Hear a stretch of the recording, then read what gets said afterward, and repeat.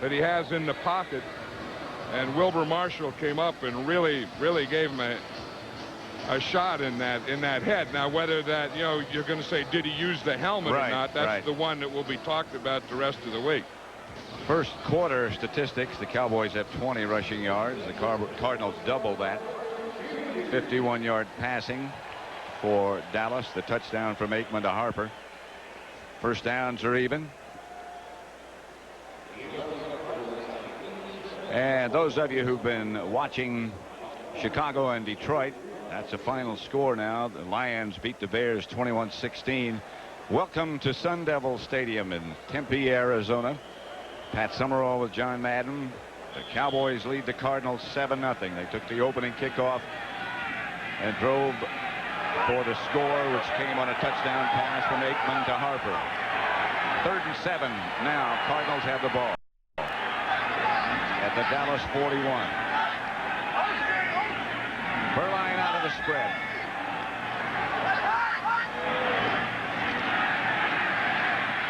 Berline is hit just as he let it go.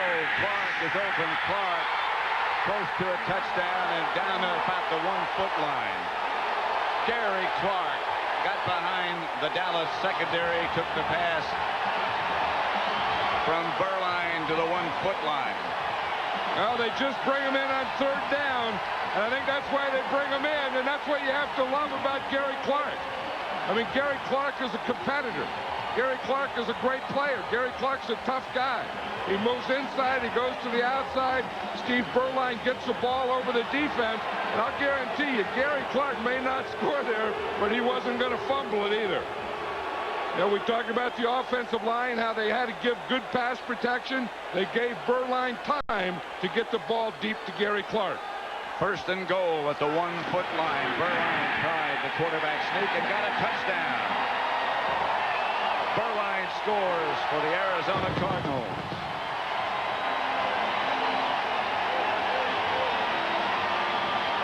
Well, the run worked, but when you need a big play, they go to the pass.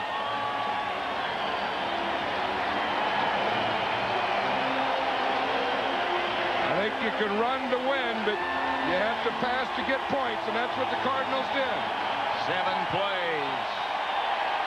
There's the touchdown by Berline. Everyone went low. The Cardinal offensive lineman went low. The Dallas defensive lineman went low, and the only guy that went high was the quarterback, Steve Berline, going over the top. Peterson for the extra point, which is good. And we have a tie. 7-7 in the beginning of quarter number 2. Sun Devil Stadium. Pat Summerall with John Madden. Troy Aikman has been taken to the locker room to see if they could clear his head in a more quiet atmosphere, is the word we've just gotten. And I think a head is one of those things that you don't mess with. I think that, you know, with Merrill Hodge just retiring from football, with the Al Toon, with all those things that have happened with concussions and stuff, I think that every precaution that you could take, you have to with any kind of concussion. Peterson's kickoff out of bounds. The Cowboys will take over at the 40-yard line. Yeah, but isn't that Gary Clark exciting? No, I mean, you know, he just kind of, I think part of the excitement in this crowd came when Troy Aikman went out, but then they put Gary Clark out of in. Bounds. By rule, the ball will be placed on the 40-yard line, 1st and 10. 1st and 10, Dallas at their own 40. Score tied at 7 apiece. 7 tie, Arizona in Dallas. 2nd quarter just underway. 14 minutes left to play in the 2nd. 1st and 10, a perfect day at Sun Devil Stadium. Rodney Peete is the Cowboy quarterback. Back to throw it. Pass complete to Michael Irvin. Out of bounds. A little scuffle breaks out in front of the Cardinal bench. Yeah, we talk about Gary Clark being an emotional guy. Another emotional guy, he's a quiet emotional guy, is Wilbur Marshall. In fact, last week at halftime, he gave the Cardinals a big halftime speech in the locker room. They come out in the second half, played a lot better, and beat the Redskins. Speaking of emotion, Michael Irvin, the man who made that catch, will add some emotion to your party as well. And I think when you play the second game and the Cowboys humiliated the Cardinals in the first game, you got that revenge factor, a high score, the quarterback out. You got a lot of things going on down there now. They need 3 for first. They don't get it. Emmett Smith, the ball carrier, tripped up by Eric Swan. Eric Swan does the thing that you have to do against the run. He's going to get the penetration. You see him right here.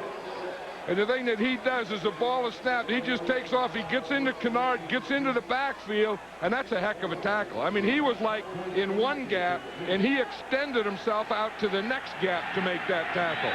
3rd and 4. Smith deep.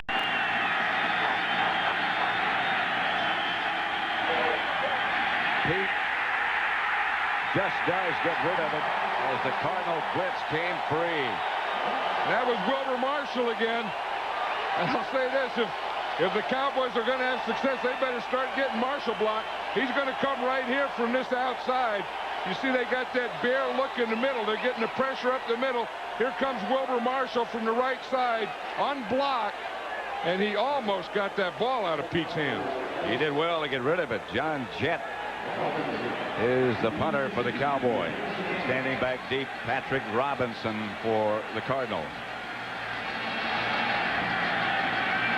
Cardinals only have 10 guys out there. Jett, high kick. Robinson signals fair catch at the 11. Makes it. So the Cardinals have a long way to go from their own 11 when they take over the ball. 7 at Sun Devil Stadium. The Cowboys and the Cardinals. Second quarter. Cardinal ball at their own 11-yard line. Moore is the lone setback. Fan is the blocker. The H-back, the fullback, whatever you call him. And that's Fan in motion. That's Moore with the ball. Tackle from behind by Jim Jeffcoat. They know Jim Jeffcoat here, Pat. In fact, last night he was just inducted into the Arizona State Hall of Fame. And this is where he played his college football here at Sun Devil Stadium. Butch Davis says for 30 plays, he's still as good as he ever was. And that's what they have to do. And, you know, is he doesn't start anymore. And as you say, you can spot him in there. And for those plays that he's spotted, he plays as well as he ever has, or as well as the other guys play. Second down. Fan in motion, and they hand it off again to Moore, and Moore gets nothing. Hit again by Jeffcoat and Lent. They just don't want to throw it. Now, one of the plans that they thought they could do is run here at Leon Lett. Here's Jeffcoat, but I don't think that's any big deal running at Lett.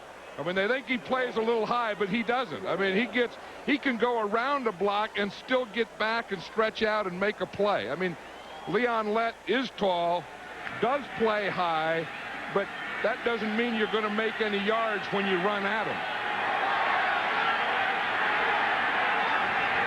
Chad Hennings is in the middle of the Dallas defensive setup at the moment. Berline's going to throw this time, if he has time. He does to center. He breaks one tackle, or almost did. Doesn't get the first down by any means, and the Cardinals will have to punt. He is wrapped up by Bill Bates. And when you have Larry Centers, all the Cowboys talk about that this guy is a powerful guy, a tough guy, a good runner, and you have to wrap up when you tackle him.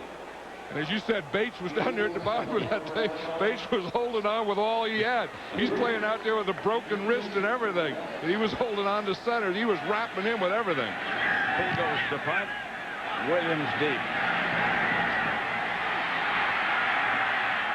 Williams is down at about the Cardinal 47.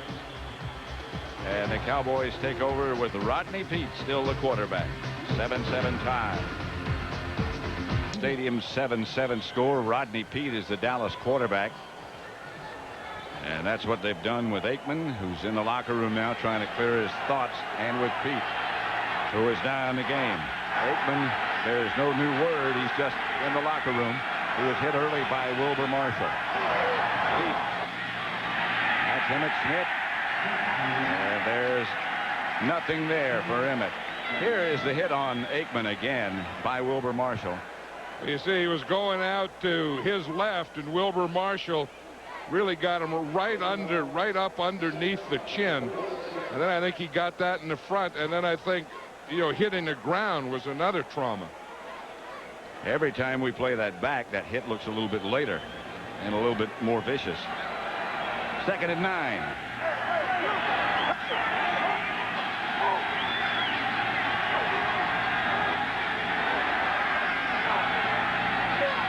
Here's Pete with some protection this time. Incomplete. Aeneas Williams covering Michael Irvin. Aeneas Williams is one of the best cornerbacks in this league, and he was saying yesterday that what he knows is he knows that he can cover, and he hopes that they throw to him, and then when they do throw, he wants to catch and make that interception. You see, he has help deep, so he just stays a little underneath, and he almost had that interception there. But see, when you have help up on top, then you can run underneath a pass pattern. And that's what Aeneas Williams was doing. 3rd and 9. Good down for the Cowboys and the Cardinals. Here's Pete to throw it. Has time this time. Incomplete. It was a jump ball. Alvin Harper usually wins those, but Aeneas Williams was right there with him again. And again, the other guy that was right there is Eric Swan. Watch him coming up the middle. He's gonna be right there on Pete just as he throws the ball. Like you say, the ball was a jump ball, but Aeneas Williams jumped as high as Harper did. Watch right there. See, he made him throw the ball a little over where he wanted to throw it.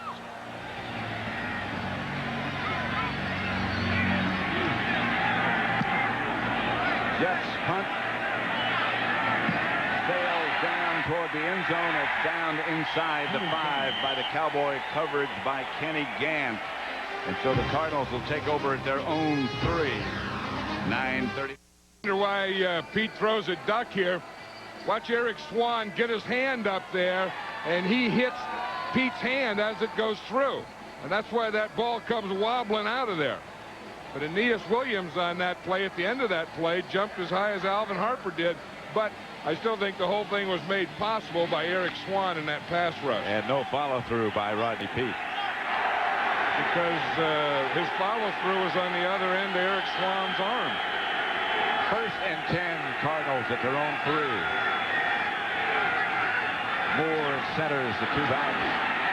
Centers gets outside and breaks the tackle. Centers gets the Cardinals some room to the 20. That's all Larry Centers.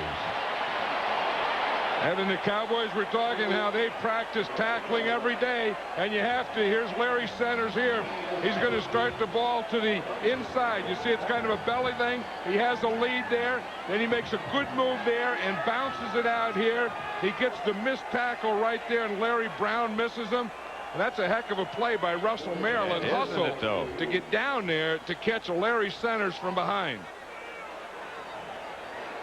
James Washington is injured for the Cowboys, and that's Washington down. Brock Marion has taken James Washington's place in the Dallas secondary. 1st and 10, Cardinals. Berline, the quarterback. Chad Fan in front of Moore. Moore gets the carry, no gain. They shut it down in a hurry. Led by Haley. Word on James Washington is that he injured his knee on that run by Centers, but should be back. You know, this is the thing that Buddy Ryan was talking about in the Cardinals, is to play him close. Your offense plays conservative, doesn't lose the game for you. If you take a shot, if you have a shot, you take it, and you win the game in a close game with your defense trying to get a turnover late in the game. And you don't turn it over, as they did in the first meeting 2 weeks ago. Here's Berline. Fakes and fires. Pass is caught by Randall Hill. Enough for a first down. But now Berline is down. That's a pass protection here. It's a play pass. And you see just coming from his outside, just as he throws that ball, he gets dinged. Dixon Edwards.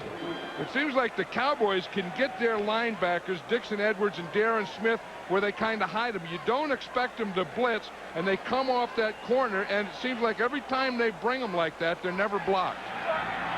1st and 10 Cardinals at their own 33. Handoff was to Larry Centers. He's tackled for a loss By big cat Leon Lett.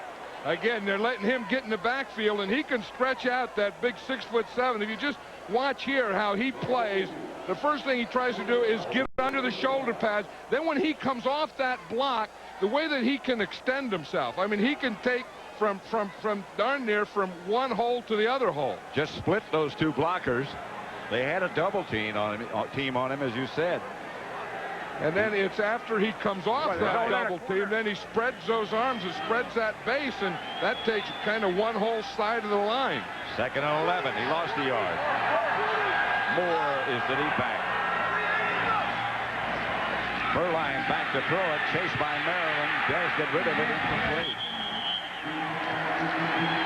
Russell Maryland put on the heat. Couple big plays there by Russell Maryland. He was the guy that caught Larry Centers from behind. And then this is just a hustle rush here. Russell Maryland isn't really a great pass rusher. He gets underneath his guy, gets off him, and then Berline had to bring the ball down, and then he flushed him out, and then Maryland went after him again. Said he's not a great pass rusher, but that was a pretty good pass rush right there against Ben Coleman. Maryland gets a rest.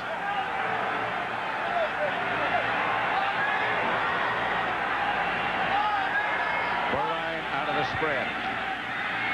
Pass rush. The pass is a screen pass to Centers, who got some room. And he'll get the Cardinal first down, but there are 3 flags on the play. That was a heck of a call right there, Pat. They hit him in a pass, and the Cowboys were in a pass rush stunt. That's the thing. You throw a screen at where your pressure's coming from. He's been getting pressure from the middle and his left. So he throws the screen to that side. Face mask violation against Dallas. So the Cardinals will get more. You see, you're going to get the stunt right here. You see, here comes Haley inside on the stunt. So he throws that screen pass right at the stunt. And then you get by that. And then you're going to get a big play and slow down that pass rush.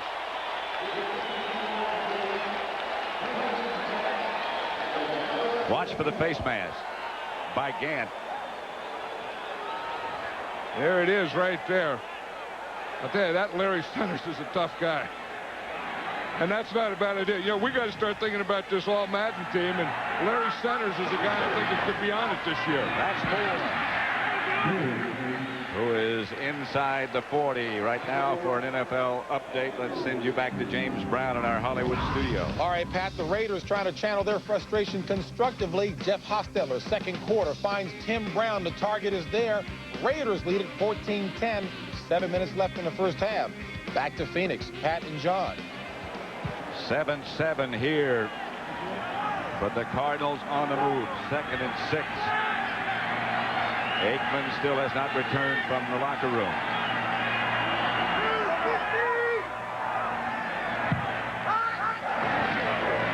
Moore. Not much.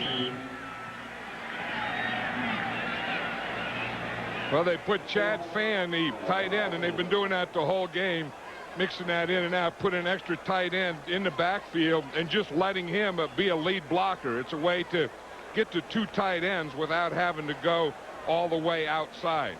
So you can still run your leads inside. 3rd and 5.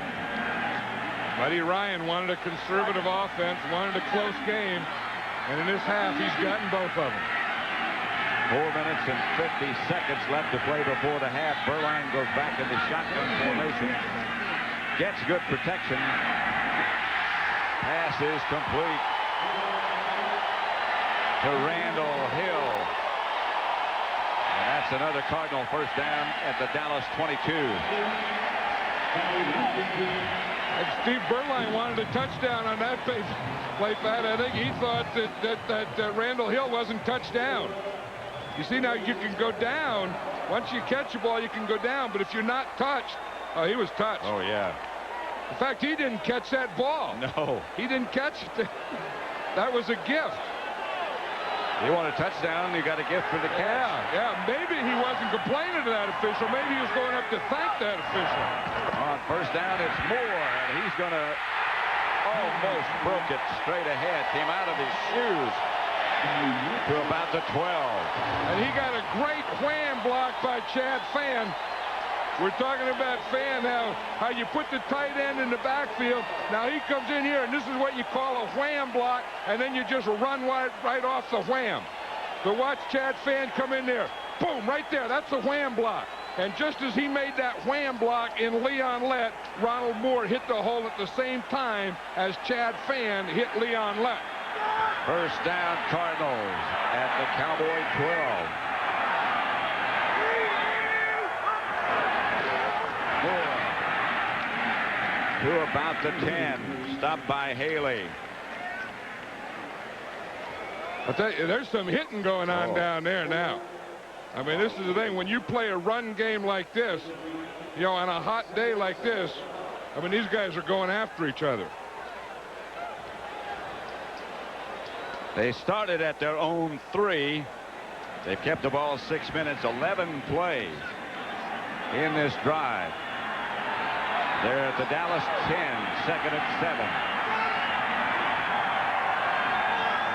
Moore and centers. Perline back to throw it. Gives on a draw play to centers, and nothing is there. They lost yards. Yeah, that is an old play, Pat. I mean, that goes back over. That's off the Statue of Liberty. Leon Lett injured. You know what happened on that play? He's going to go like he's going to fake this slant. Here's Leon Lett right here. We can also watch what happened to him. But he comes back, see the slant, and then come back and hand the draw. That's the old Statue of Liberty play.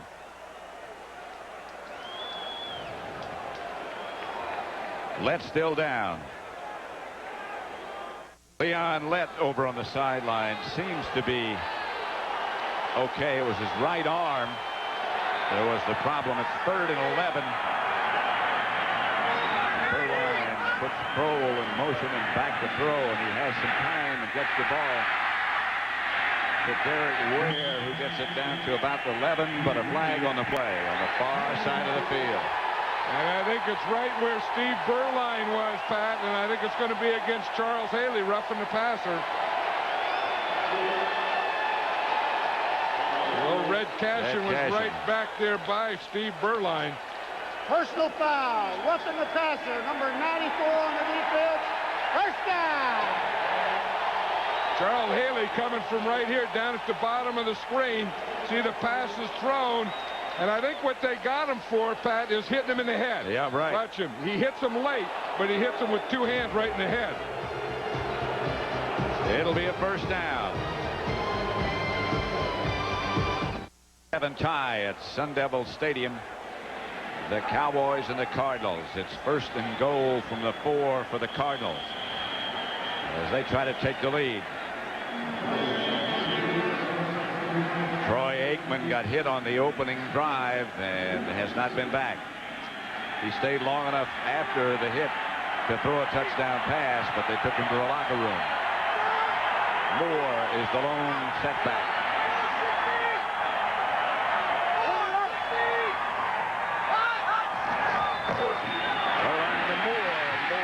Close to touchdown yardage, down to about the half yard. It is a touchdown. He's in.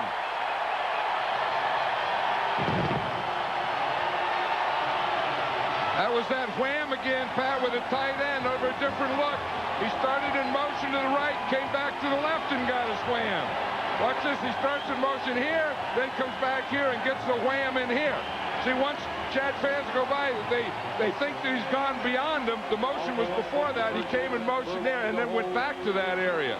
Once he went in motion, they thought that the thing was over. Then he stopped and came back. They went 97 yards, and now Peterson will try the extra point, which is good.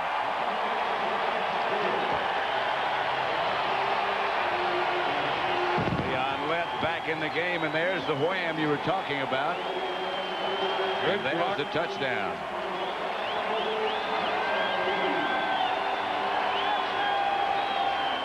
Cardinals score on a run by Moore to take the lead, 14-7. They're set to kick it off. Peterson back to Kevin Williams and Brock Marion. Williams is 85. Todd Peterson to kick it off.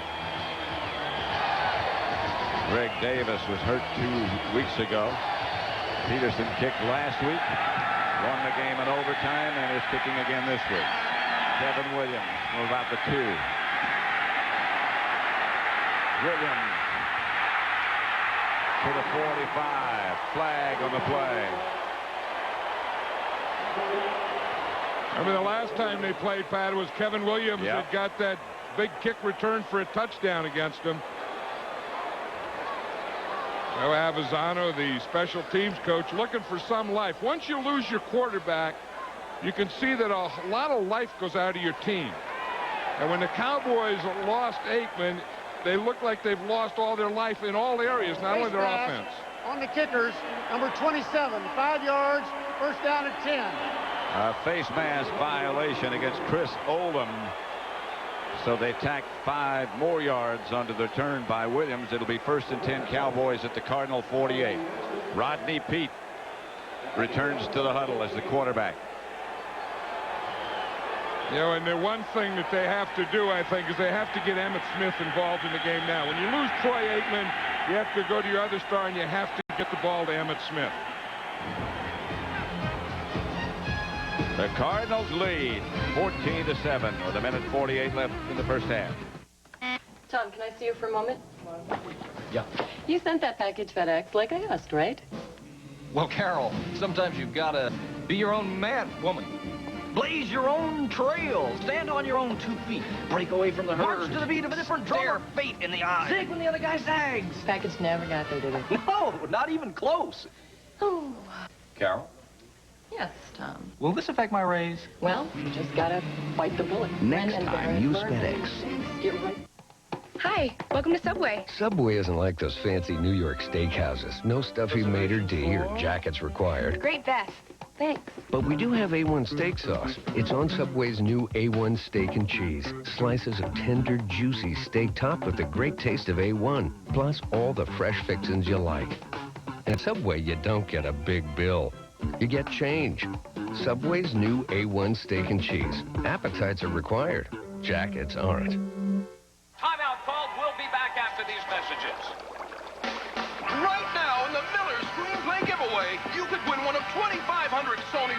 Dallas ball at the Cardinal 48. They trail 14-7. The last 3 possessions with Rodney Peete at quarterback, they've had to punt each time.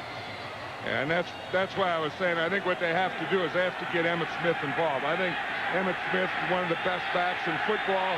I think when you get in a situation in a game like this, you got to give it to him and let him prove it. Peete back to throw. Has some time. Gets it out to Novacek. Novacek headed for out of bounds at the 35. Still no further word on the condition of Aikman. Probably now we won't know anything until after the half. Yeah, I think at first they made the decision on Troy Aikman that they were going to wait a series or 2 on the sideline. And then I think when they took him in to the locker room, they probably decided they were going to look at him to and through halftime. First down, Cowboys at the Cardinal 35. Smith. Smith still breaking tackles.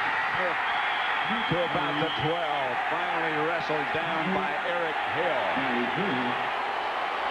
And timeout. Timeout taken by Dallas. You always talk about playmakers. You lose one of your playmakers, you just give it to another playmaker. And when you talk about playmakers, Emmitt Smith, one of the best. It'll be a first down at the 12. The Cardinals lead coming up at the half. The Dockers halftime. James and Terry will have all the scores and highlights from around the league on this, the 8th week of the NFL season. Coming up on the Dockers halftime. First down. Pete back to throw it. Pete to Darrell Johnston. Out of bounds at about the 6. Stops the clock. Rodney Peete starting to feel comfortable now. You know, as a backup quarterback, you don't get a lot of reps. The starting quarterback gets all the practice. So the backup quarterback, the longer the season goes, the more rusty he's going to be. So it takes him a while to get into any kind of groove or rhythm. Rodney Peete didn't have it until now, but he looks like he's starting to get it. 2 tight ends for the Cowboys. Emmitt Smith deep. Smith hit down at about the 5. Maybe a yard. Maybe not that much. Well, that's one thing Buddy Ryan said before the last game, and he also said it before this game. No one runs on the Cardinals. An injured Cowboy and an injured Cardinal.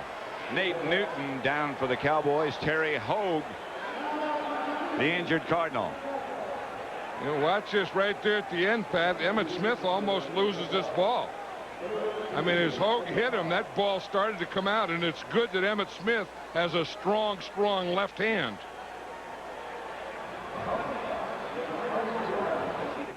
Nate Newton is still down, just about to be helped to his feet, and that's a big lift. It looks like it's his right knee. Stone has replaced him at left guard. Yeah, they've lost Troy Aikman. Then they lose. We see Nate Newton. Here he is right here. This is Nate right here. And we'll see what happens to him. You see he gets hit right in the back. You see right there he gets hit just as he's going down. Gets hit behind that right knee. Eric Swan fell on him. A lot of injuries happen that way when a guy is blocking and then the pile comes and lands or rolls up on the back of his leg. So Stone has replaced Nate Newton. He was the guy going in you didn't worry about if you're a Cowboy. Stepnoski and Tuanay were of concern. 3rd and 3. Ball just outside the 5. Stone has replaced Newton. He's 6'5". And 309, so they might give up a few pounds, but he's still a big fellow. Emmitt Smith, the deep back. Rodney Peete. Touchdown. Michael Irvin. Touchdown. Juggling touchdown. That was a one-handed touchdown. Rodney Peete threw that in there. It's the second touchdown the Cowboys got on that slant. The first one to Alvin Harper. This one is to Michael Irvin. He's going to come up, run the slant right into here. And you see he makes a little move. Now he starts in. Then he just reaches up, tips the ball with one hand, and then catches it with both hands. That's some catch. Aeneas Williams is thinking, what in the heck do you have to do? He has pretty good position because he can't throw it under. Rodney Peete had to throw that ball high because Aeneas Williams was playing under Michael Irvin. So he knocked it down with one hand, caught it with 2, both feet inbound. Boniol's extra point is good, and we have a tie at Sun Devil Stadium. This is a catch that you'll see a lot of times, including right now. You know, they had to go to their playmakers. They went to Emmitt Smith, and then they come right back, and they go to Michael Irvin. And he had to throw it high. As I said, Aeneas Williams was underneath him. He makes the one-handed catch, then the two-handed, and then the celebration. As we said, you could just feel Rodney Peete, though, starting to get in a groove or a rhythm. The first 3 or 4 series, he didn't have it. He was rusty. Then that last series, they had good field position by the kick return, and then you could feel him getting into a rhythm. Michael Irvin with a spectacular catch, deflected with one hand, thinking about his feet, I guess, at the same time to get them down in the end zone. and concentrate on catching the ball as well. This looks like a fight. You see that he has a patch on his head, Michael Irvin. Remember, he went out early. It looked like he got something over his right eye. I'll tell you, he looks like about the 7th round. Yeah. But he hadn't lost the fire, has he? No. He'll never lose that fire. I mean, that's one thing that Michael Irvin brings to a game. He brings the fire, and it keeps going. That was Nate Newton there going back to the locker room.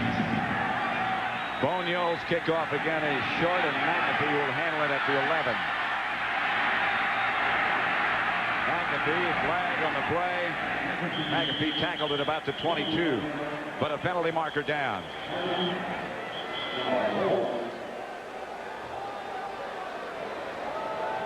Yeah, that's the thing about that Cowboy offense is when you have playmakers and you have an Emmitt Smith and you have a Michael Irvin and you're down 14-7, you have a guy like Ernie Zampese, the offensive coordinator, Barry Switzer, they know you got to get the ball to those guys. And you can't really forget about Alvin Harper. He scored the first touchdown. He has become a bigger and bigger playmaker.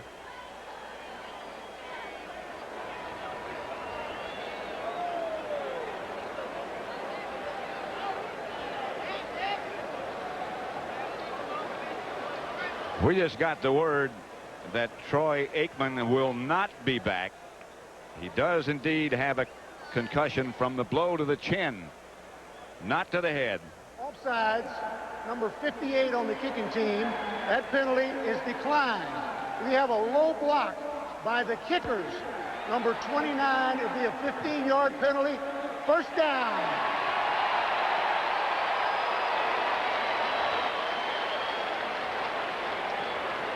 That was on the coverage team, Pat. That was on Kenny Gant. He came down and the blocker was going to block him, and he chopped him low. I saw that happen, and so way back deep. It was way back deep, so they can call it on the coverage team. As we understand it, the concussion to Aikman is like a boxer gets when he gets hit on the chin, not a concussion as a result of a blow to the head. Yeah, but I think anytime you hear concussion, you have to take precaution. I mean, whether it's one on the chin, the head, wherever, because I think that's something that in football we haven't taken over the years. We haven't taken seriously enough. Concussion. And, a concussion is a bruise to a brain, whatever you say, and I think it's a serious thing, and I don't think there's any time that if there's ever any doubt the guy shouldn't play, and the Cowboys are doing the right thing. Aikman will not be back. It'll be Rodney Peete.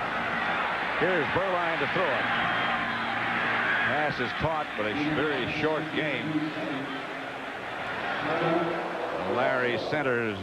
Here is the hit on Aikman, number 8, Wilbur Marshall. Now he gives up a lot of protection when he comes out of the pocket. Here's Berline. Incomplete. But whether or not that was a blow with the helmet to the chin, well, it's not up to us to judge. But it was a blow that came up from underneath and did get the chin, and that was what caused the concussion. And the amazing thing is he stayed in. He didn't go out after that Threw the play. touchdown pass. Yeah, he stayed in and threw a touchdown pass, but he didn't look the same in the huddle. We mentioned that, and then when you saw him walking on the sidelines, we knew that he had a cut chin and a cut tongue, but he just wasn't walking right. You knew there was still something else wrong with Troy Aikman. Third down, 23 seconds left to play in the first half.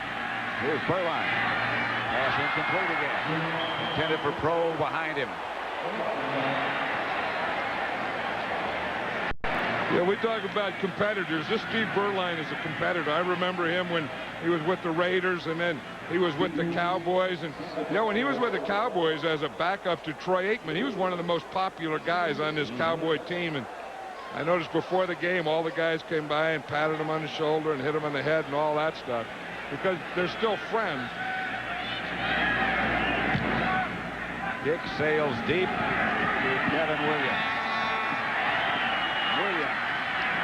Wrapped up at about the 22. Still 8 seconds left on the clock before halftime. Tie score at 14. Yep. Nate Newton again has gone to the locker room along with Aikman. Don't know if he'll be back or not. Aikman will not be.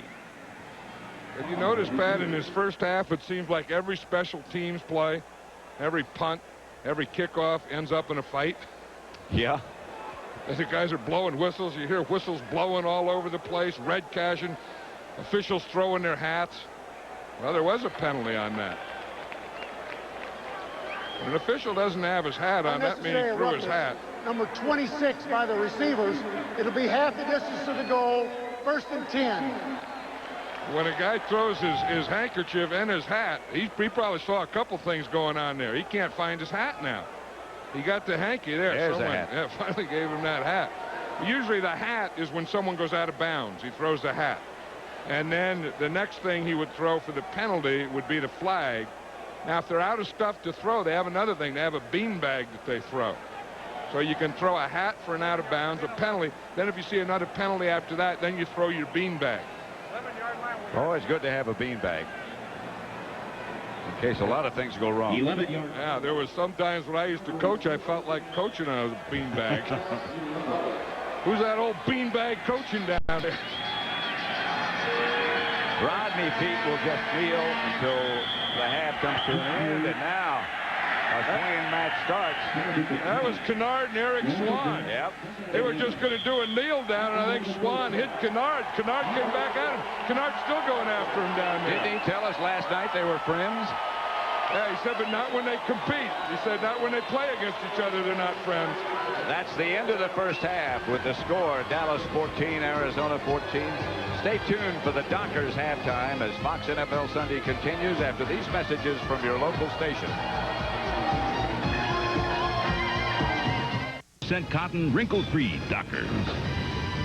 Okay, sounds good. All right, and welcome to the Dockers halftime. James Brown along with Terry Bradshaw, all tied up, Dallas and Arizona at the half. Buddy Ryan changed his game plan, and it's effective. The way to slow down the Stallion is to try to tie something on him and just wear him down. And what you're seeing Buddy Ryan do is run the football, control the clock. And then this football game, if you go back to the first 6 games the Cowboys have played, JB, only one starter has missed one of those 6 games. In this game now we have James Washington, Nate Newton, a safety, a guard, and most important, we have Troy Aikman, who's out. And our report as we speak is that he will not return. He has a concussion. Well, Troy Aikman was in for the first play of this game, and we'll show you this one. This was a drive that culminated finding his guy, Alvin Harper. Quick post route, linebacker can't get underneath, and you know this is one thing Troy loves to do. And now you're looking at the play that has sent Troy to the locker room. Wilbur Marshall leaves his feet. Looks as though it may be a cheap shot, but he was in the air. That's the reason they didn't throw the flag. Catches Troy under the chin, splits it, and gets a concussion from it. And again, to reinforce, Troy Aikman may not be back in the second half. We'll find out about that one right now, all tied at 14 apiece. Okay, down in San Francisco, Tampa Bay has yet to score in the first half. 49ers getting a ground game from Ricky Waters. Oh, William Floyd, look at that nice block, kicks down in on the linebacker, and then the speed of Waters to the outside, then the balance. He's tripped up, but he lunges in 13 yards out to give the 49ers the lead over Tampa Bay. And you think the 49ers are starting to look pretty good now, getting midseason for them? Oh, my gosh, look. They're getting their running game going, 68 yards rushing by Waters, plus 61 yards receiving. Good defense, and they can throw it. All right, San Francisco comfortably ahead right now in the first half in this one. Meanwhile, in Los Angeles, the Raiders, after all of the turmoil last week, taking out their frustrations on the field and leading the Falcons by 4. After a block punt, Hostetler back in the pocket, plenty of time. Deep crossing route to Tim Brown. No help underneath, gets away from the corner, and the Raiders are looking good. It's good to see that Hostetler and Shell, obviously, as we said on Fox NFL Sunday, have laid it aside, and they've played very well in this first half. And the Raiders are getting a little bit of a ground game from Harvey Williams right now, all tied. Make that 14-10. Raiders lead that one at the half. Okay, a final to pass along to you from Pontiac, Michigan. Barry Sanders, 167 yards on the ground, and Detroit. But take a look at Mel Gray. Go get him, Mel. 33-year-old man, runs like I used to run when I was 19. Look at this. All right. Down the field he goes. 102-yard reception on a day in the NFL where we saw thousands of yards in return yardage. Way to go, Mel. Nice job. Oh, like you used to run. And Mel Gray, in my dreams. Mel Gray now, of course, is the all-time leader in kickoff return yardage in NFL history. The Lions win it by 5. And one other score to pass along to you. This one, a halftime score as well down at Jack Murphy Stadium. John Carney, 4 field goals, and the Chargers lead it by 5. We'll have more coming your way from a speedy Terry Bradshaw after this.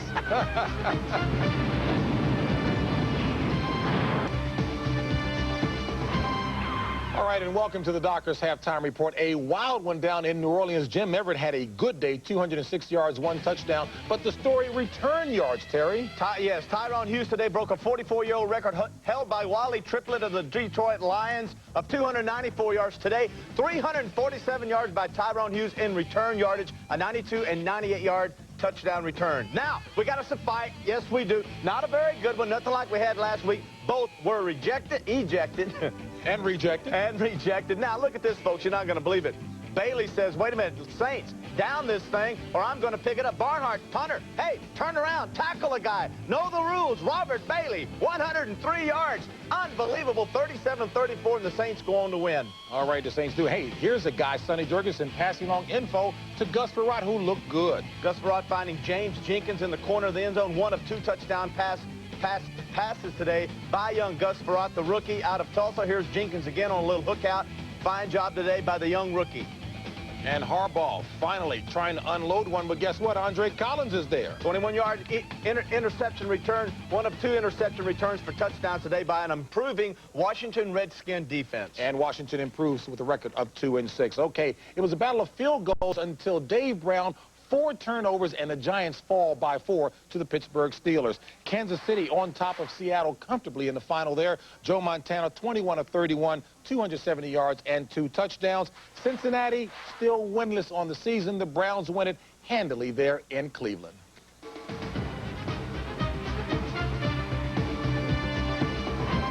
At Sun Devil Stadium, Dallas 14, Arizona 14. This first half highlight is brought to you by MCI, proof positive. Michael Irvin. Shaded now on the right. Rodney Peete, the quarterback. Covered by Aeneas Williams, but nothing you can do in terms of coverage about that. No, and Rodney Peete threw it exactly where he had to because Aeneas Williams was underneath. He was between he and Michael Irvin, so he had to throw it up over Williams's head, where if anyone is going to get it, it's going to be Michael Irvin. Michael Irvin kind of made 2 great catches out of that one. He did. He really did. Halftime statistics. Cardinals outrushed and outpassed the Cowboys. Total yards, obviously, then in favor of Arizona. First downs 14-7. No turnovers, and that's the big difference between this one and the game 2 weeks ago. Yeah, I think the 2 big things you just mentioned, the turnovers, and that's what they've been preaching all week. That we can't have turnovers. Put the game in the hand of our defense. Let our defense win it. They have the time of possession, and then I think Troy Aikman being out of the game for a while there just took the heart out of that entire Dallas Cowboy team. And I'm sure now they have resolved themselves to the fact that Aikman will not be back, and here's what put him out. Watch him, number 8, roll left. Yeah, and Wilbur Marshall, number 55, is going to come and give him a hit right under the chin.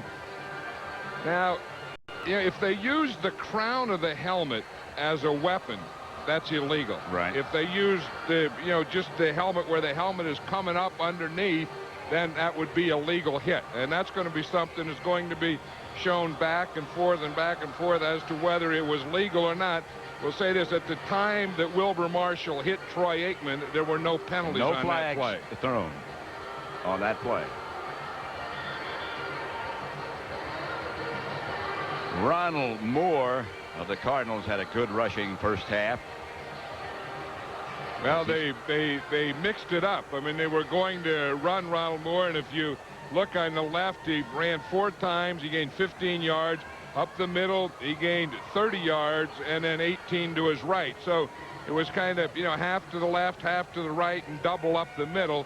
And they just didn't work on one area. They kind of worked the left, the middle, and the right. That's the kind of balance that Buddy Ryan wanted, that kind of a conservative attack featuring Ronald Moore.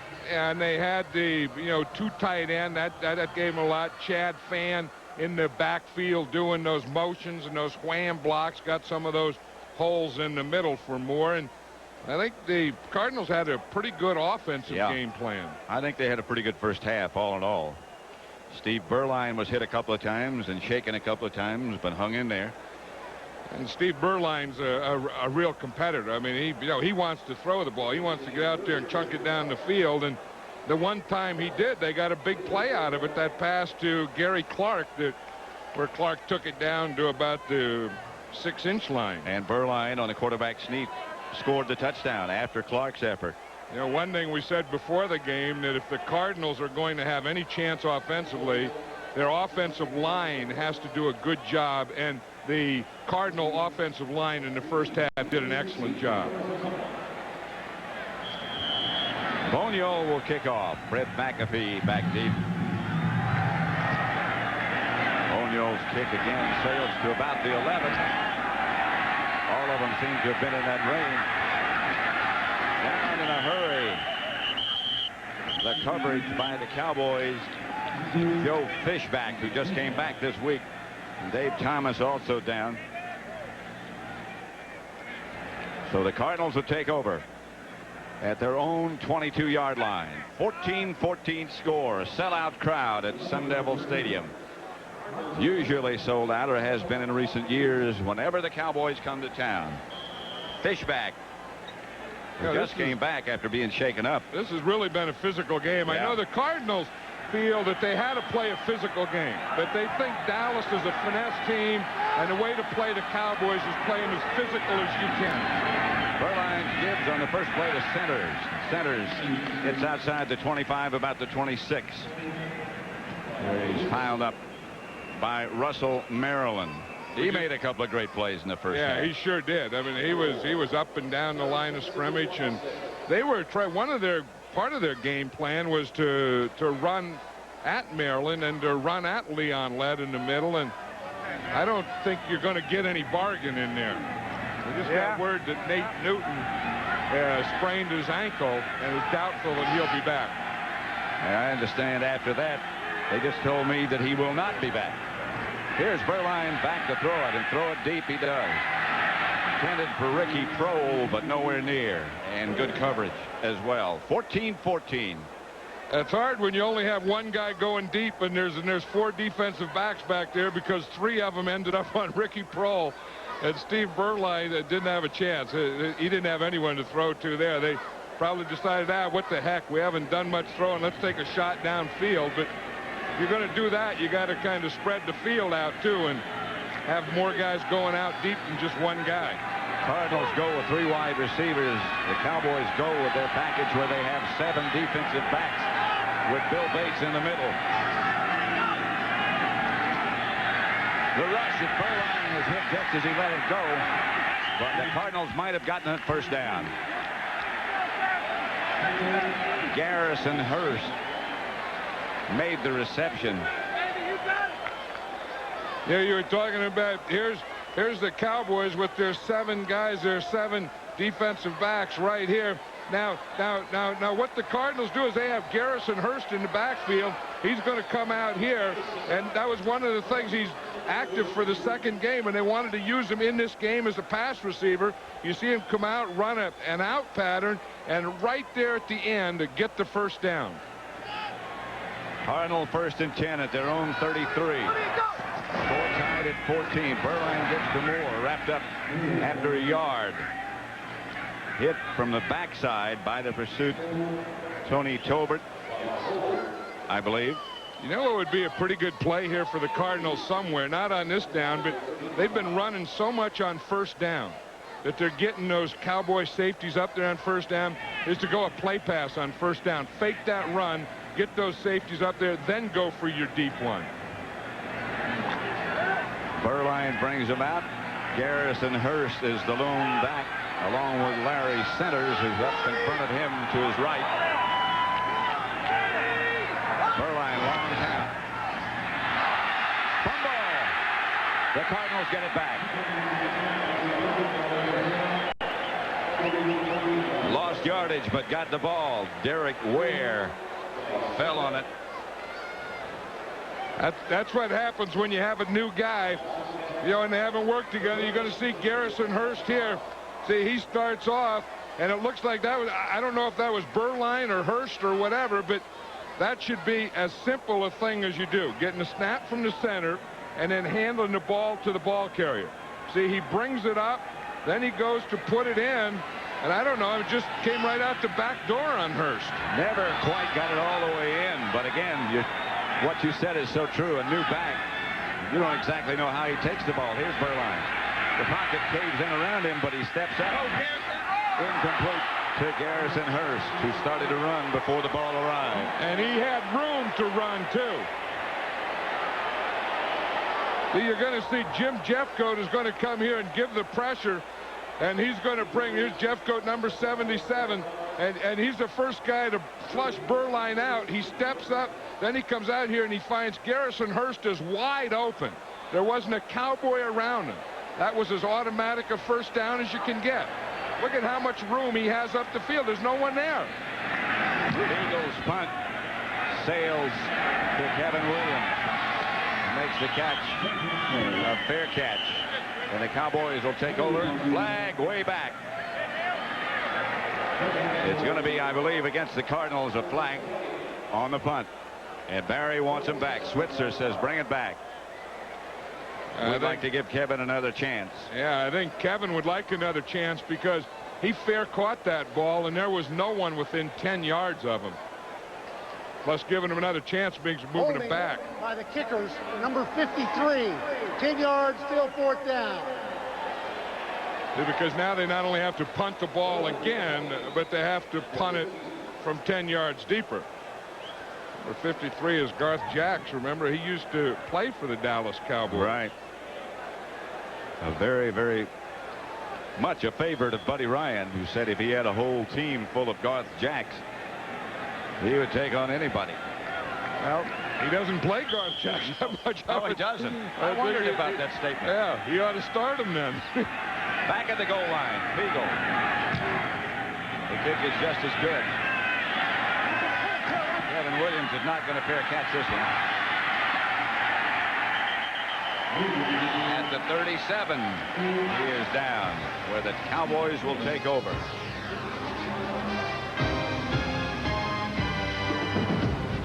John Madden at Sun Devil Stadium. I wonder if those people can see the game from up on top of that piece of rock. Yeah, I mean, you know, because the people that are on top of the stadium are up high too. We're up high. Yeah. So those guys are just up a little higher, but they aren't up. I mean, if you look at the difference here and here, that's not that much different. You know, you do a geometry. First down, Cowboys. And there's a hat thrown down and a ball on the ground. Stone is at left guard. Newton is not back. Tuinei still playing. Stepnoski still playing. The rest remain intact. You know, those are the things that happen. You know, we talk about practice, and they call them reps, and the backup quarterback doesn't get a lot of reps, if any reps. And when you lose your starting quarterback like Troy Aikman, you bring in Rodney Peete. He hasn't practiced with Mark Stepnoski. Second and 11. Pete is back to throw it. Dumped it out to Emmett Smith to the 41 right now. Let's return to James Brown in our Hollywood studio. All right, Pat, maybe the Raiders ought to play mad more often. Jeff Hostetler dropping back, hooking up with Tim Brown. This is the second time they've hooked up for a receiving touchdown. Raiders lead it now 21-10, that in the third. Back to Arizona, Pat and John. And back here, it's third down, about 8. Winning's a great deodorant, isn't it, Pat? Oh, boy. If you have an argument, you win. It's motivation. If you have an argument and you lose, you got a cancer on your team. It's still an argument. Pete, incomplete. Thrown to Darrell Johnston. Thrown a little low, but that could have been caught.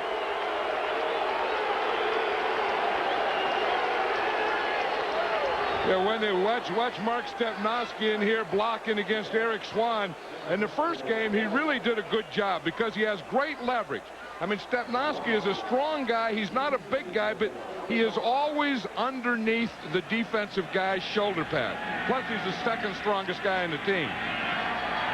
John Jett back to punt. Gets off a good one to Patrick Robinson. Gets away from one man, gets away from two men, but not everybody in the flag is thrown.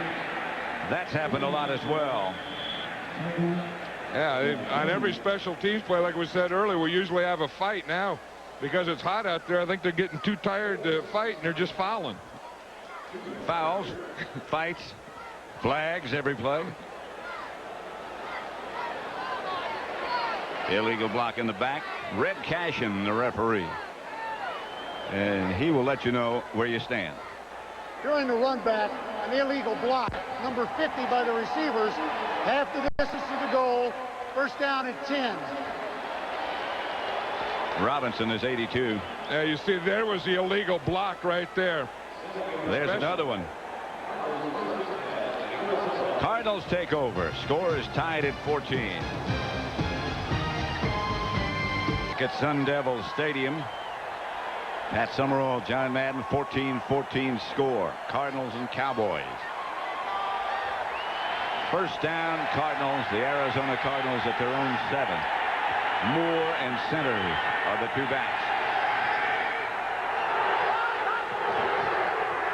Center.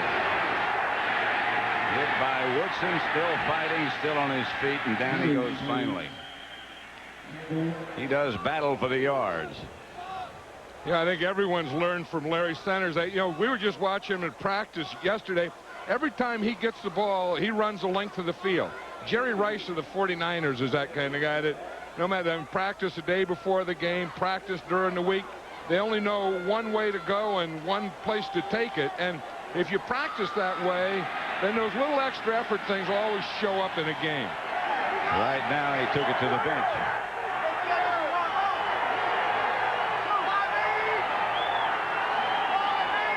Second down. That's the same play they scored the touchdown on. When Fan ran in motion one direction and went back the other direction. Tony Tolbert made the stop. And Chad Hennings was in there to make that stop. We talked about the things they were going to do. Look at this. They've had 18 times they've run the ball on first down, and they've only passed one.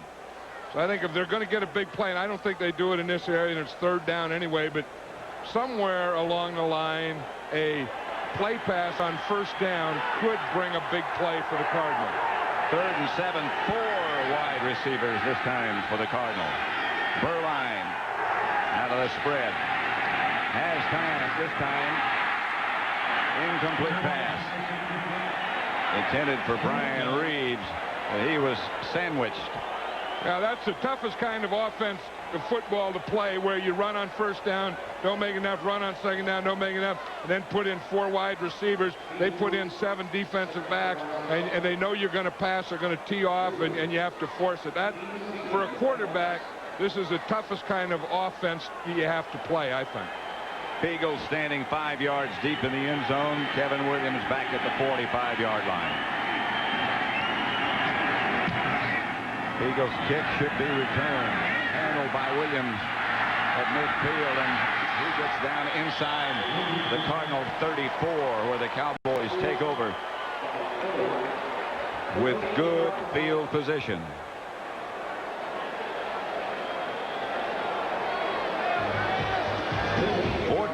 .14 score at warm Sun Devil Stadium. Brought to you by Budweiser. Troy Aikman knocked out of the game with a concussion on the Dallas first drive of the game. Look at the time of possession. Arizona 25 plus, almost 26. Dallas almost 11. No turnovers, and that's been the big difference. Troy Aikman in street clothes back on the sideline. Rodney Peete gives him at Smith. Smith to the 30. Stopped by Clyde Simmons. Up until that rush there, the Cowboys only had rushed for 43 yards. Emmitt Smith had 9 carries and 41 yards. And at some point, in the second half of this game, or in this part, Emmitt Smith has to start to be a big part of it, or has to become a big part of it. And I think now may be the start of it. He's lined up about 8 yards deep. That's Darrell Johnston in motion. The pitch is back to Emmitt Smith. Smith short of a first down to about the 26. Stopped by Eric Hill.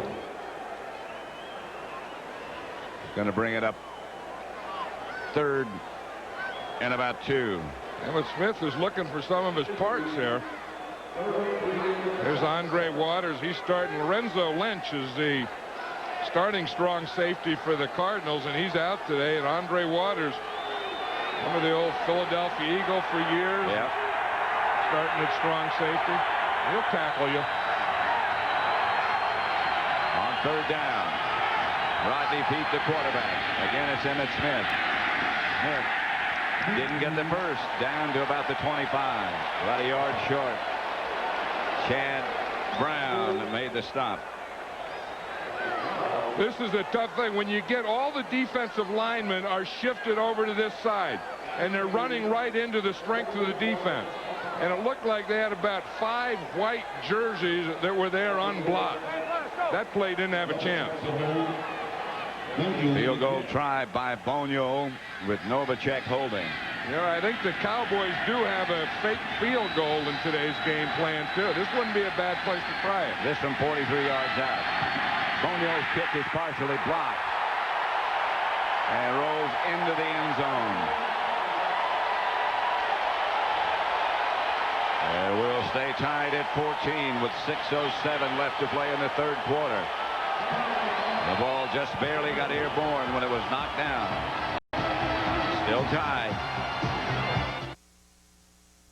Red hand of number 58. Excuse me, John. There's Eric Hill right there. And you'll see him come in, and then you see the red glove go up. And it's the red glove right there of number 58, Eric Hill, that got that block. So it's 1st and 10 Arizona at their own 33. Berline's doing what you said. Throw it on first down. Pass is complete, but there's not much there. Picked up maybe 3. Larry Centers. Stopped by Darren Smith. Yeah, they were doing the same thing, but I think they got to, what they're doing is trying to go play pass and just get one guy deep up the sideline. I think you got to, kind of layer the thing out and get, 3 guys out there where you can, take advantage of the guy that you do fake by getting the play pass. Second down, about 6.5. Ronald Moore. Deep back. Chad Fan lined up to his left. Hand off Moore. Outside the 40, about the 41. They'll bring up third down. Yeah, they got about 3. They're trying to pound away at the left side of their line, behind big Ernest Dye and Luis Sharp. They're not finding a heck of a lot there. When they just run that ball in there, because they're running at Haley and Lett and Jones, and those guys are playing it pretty well. The most success they've had is when they wham with that tight end and get in there. James Washington has not been back since he was hurt earlier. Berline from the spread.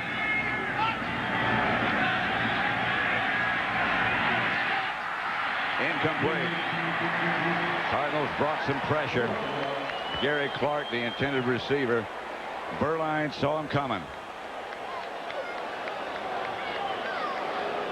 I'll tell you, Gary Clark was open. I mean, he just had to hit him on that one. And again, that's what I think I would do on first or second or any down, is just find Gary Clark. I mean, he knows how to get open, to work back, to do all those things. All you have to do is get that ball out of it. That was just a bad pass. He should have led him to the sideline on that one. Cowboys were blitzing, however, and Berline saw him coming. Big kick by Peete. Out of bounds at the 6, where Dallas will take over. 14-14 tie. I'll tell you, this game, there's been no turnovers, Pat, and the other thing, there's been no sacks. Both of these offensive lines have been pass protecting well, or blocking well. Peete retreats to pass. Throws deep. Pass in and out of the hands of Michael Irvin. Pretty good throw.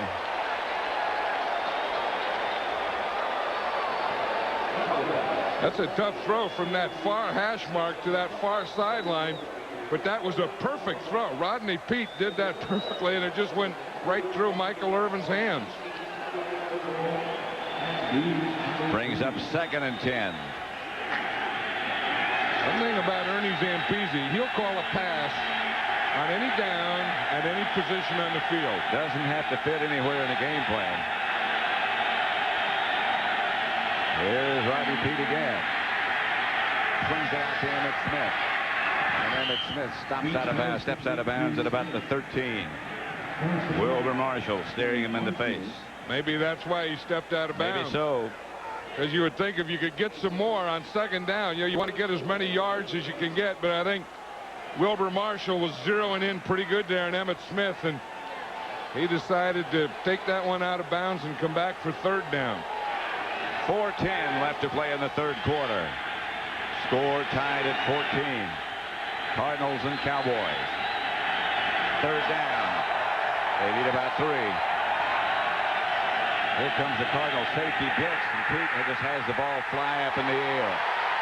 If that was a lateral forward pass, Red Cashin signaling. Eric Hill pressured Rodney Peete. You know, when you talk about buddy ball and you say, what is buddy ball? This is it. Stay close, get him in field position, put a bunch of guys up, bring the blitz, go after him on a passing down. Don't let them know it. Keep your safeties back. Let them all hit the hole at the same time. Rodney Peete didn't have a chance. I don't know. Is his arm going forward or not? Rodney Peete doesn't see Hill coming. I don't know if his arm was going forward or not before Hill hit him. The Cowboys could have gotten a break there. Gets back to punt. Robinson catches it. Robinson back to about the 40 and then knocked back a couple of yards to the 41-42. Dave Thomas down to make the stop. That was very close for Rodney Peete. We'll take a look again. Eric Hill is number 58. He's going to hit Rodney Peete. Now, if his arm is going forward with the ball in it, then it's an incomplete pass. I think that ball went out before it was going forward. That should have been a fumble. Watch it. The ball's coming back. The arm isn't going forward. You see it was hit and knocked out before it came forward. Now it's where the arm goes when the ball is in the hand. Red Cashin didn't hesitate making the signal, but that's questionable.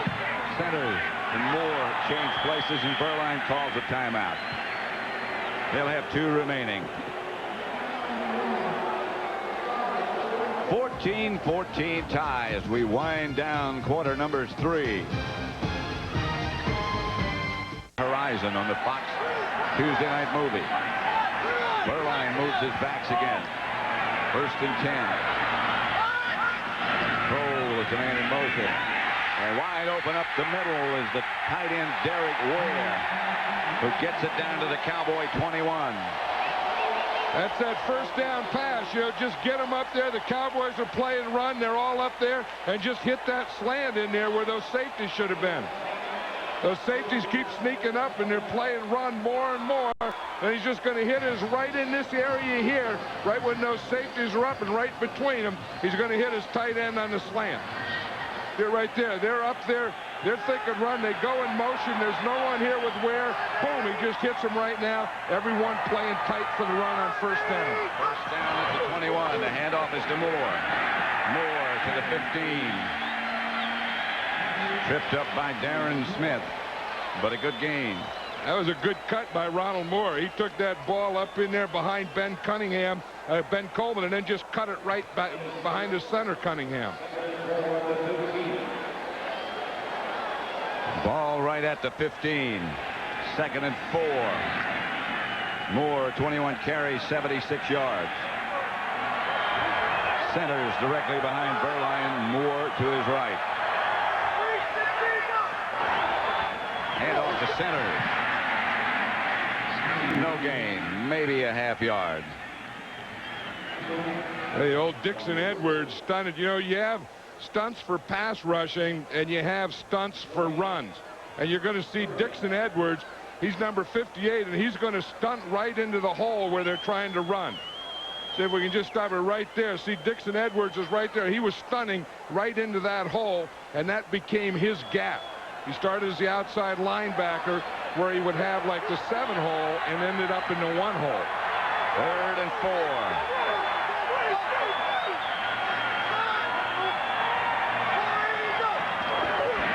Berline gives to Centers, who's got some room. Centers will get the first down on 3rd down. Inside the 10. That was an ugly play, but that was that old Statue of Liberty, where you bring that ball up. Watch Berline. He's going to bring it up like he's going to throw a pass, and then he's going to take it back to his back. You see, like he fakes out there to the slant. Ronald Moore, or Centers, runs right into him. He hands it to him and gets an ugly first down. Ugly but effective. 1st and goal from the 9. Berline asks for quiet. Centers again. At about the 8. A yard maybe. Woodson up to make the stop. Woodson, this is also his home field. Darren Woodson played here at Sun Devil Stadium, Arizona State. He was a linebacker here. About made that play, pumped himself up a little, and the fans booed him. I forgot he used to play at Arizona State here 2 years ago. He doesn't anymore. Well, I think these fans now have mostly turned Cardinal fans. Have you noticed that? Yeah. 2nd and goal at the 8.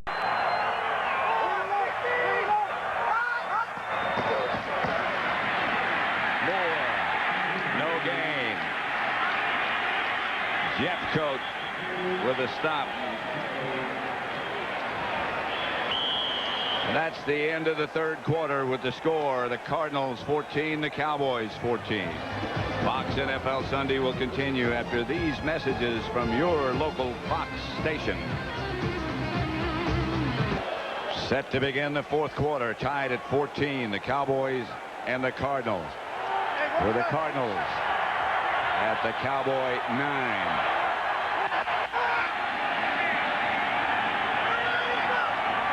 There's Berline to the right. Ricky Prohl caught the pass, and I don't think he got in. They're spotting it back.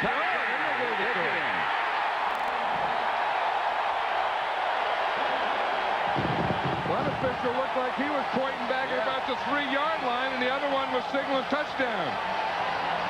Switzer saying he's out of bounds. Let's see. That's a little rollout. Berline is going to roll out or sprint to his right, throw it out here to Ricky Prohl, his first catch of the day. Let's see if he stepped out or not. Not yet.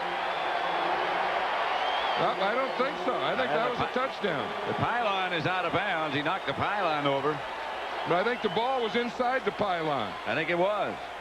You see here, I don't think his foot is there, and I think he got the ball inside the pylon. The extra point is good. And the Cardinals take a touchdown lead over the Cowboys, 21-14, as we begin the 4th quarter. Stadium. The Cardinals leading the Cowboys now by a touchdown. Todd Peterson to kick it off. It's 21-14 Arizona. Kevin Williams and Brock Marion back deep. Line drive kickoff by Peterson. Kevin Williams stays in the end zone. They'll bring it to the 20.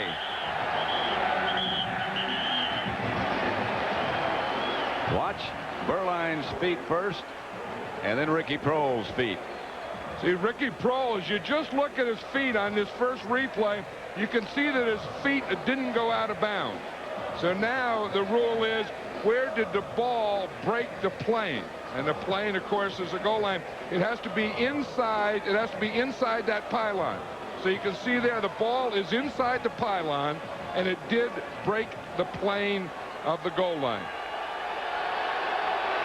That was a touchdown. The funny thing is about it, there were 2 officials right there, and neither one of them signaled touchdown.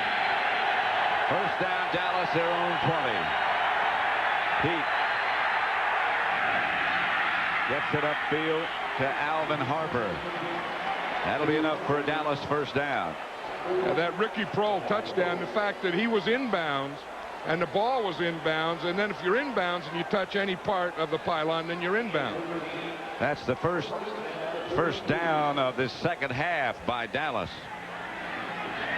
Dallas can't be worrying about pylons and inbounds and out of bounds. They got to get something going, and they don't have this guy to get it going for them. Troy Aikman on the sideline. It was the result of a first-half concussion.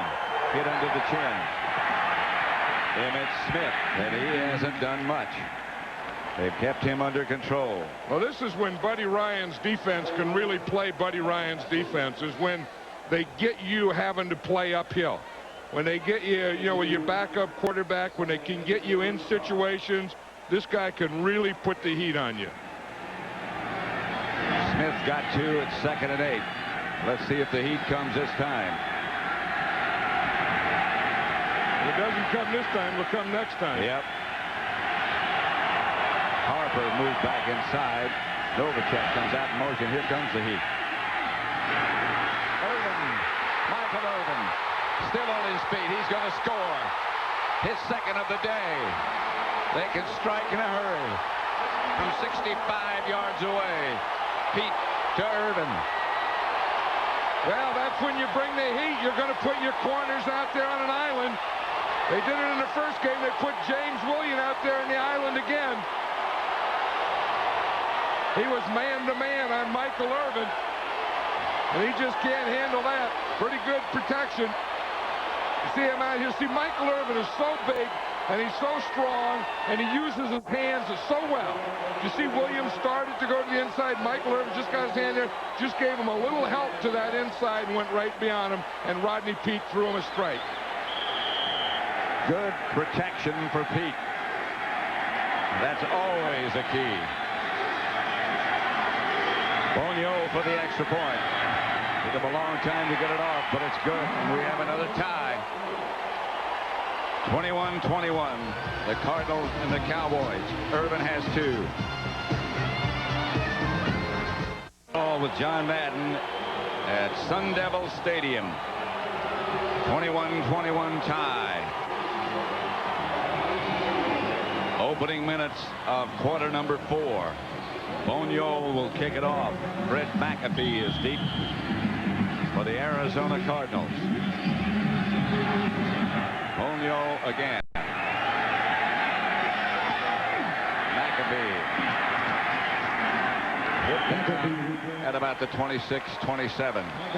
Let's look at the touchdown again, Pat. You see, when you get a blitz, when you bring these guys, then you're going to get man-to-man out there. Here's James Williams. Here's Michael Irvin. Now, the safety is here. The safety can't get over to help on that at all. So when Michael Irvin, he loves it. When Rodney Peete sees that out there, he knows he's going right now as quickly as he can to Michael Irvin. And when Michael Irvin can get you one-on-one and use his hands the way he does. Watch his hands here. He gets the right hand up in the back, the left hand in the back, get Williams just to go a little to the inside, catches the ball and outruns him.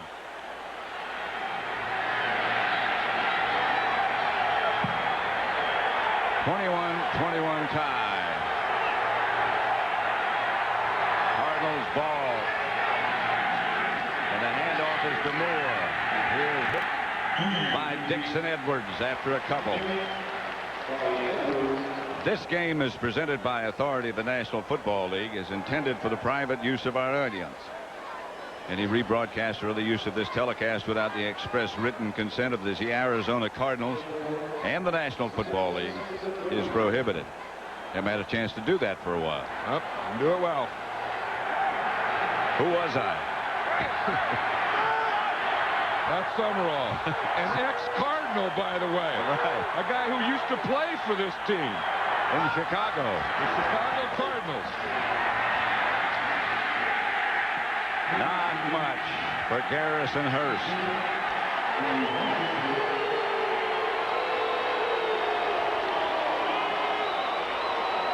How many current consecutive sellouts, home and the road, has Dallas played in, including this one?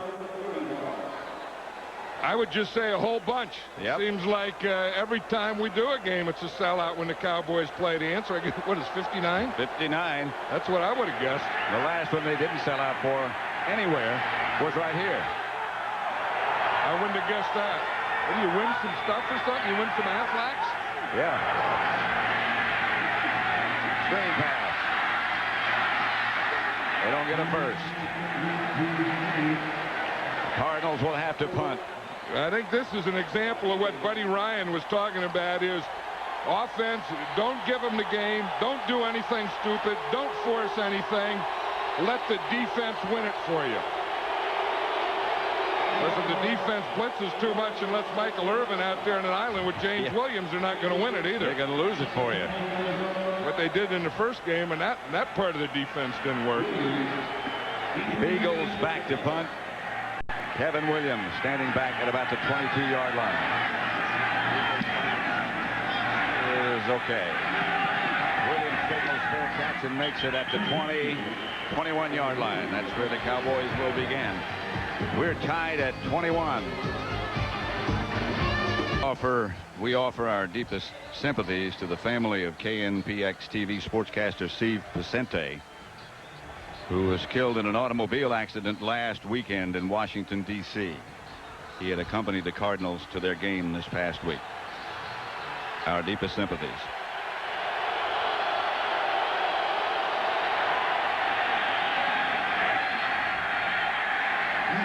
Now is Emmitt Smith out to about the 25, a pickup of 4. He's been held in check. Yeah, we don't have a blimp this week. I don't know, where did that thing come from? Nearby. What is that? That's an air balloon or something? Hot air balloon, yes. So they just get a hot air balloon up and float it. Where is that thing? Floating up over the stadium here? There are those who think it might follow us. 2nd and 6. Smith again. Smith is hit by Clyde Simmons for a loss. He not only got hit at the line of scrimmage, but he got hit for a long time there by Clyde Simmons. I think Clyde got him going there and just kept him going back and back and back. Yeah, the Cardinals have made a change in their defensive line lately. Michael Bankston moved into the tackles, playing at the tackle, and Chad Brown has been playing that left end. 3rd and 6. 21-21 tie. 9:40 left to play.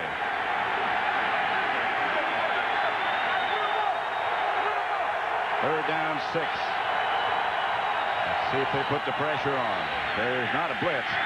Pete gets it out to Michael Irvin, and that's enough for a first down at the Cardinal 35.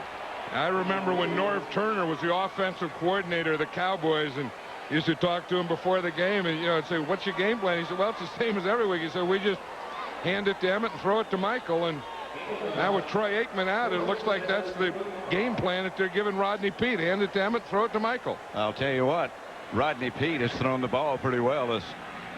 He has had to step in for Aikman. Yeah, you looked early when he first went in. It looked like he was a little rusty, and then he got in a rhythm and got in a groove, and he's much more confident.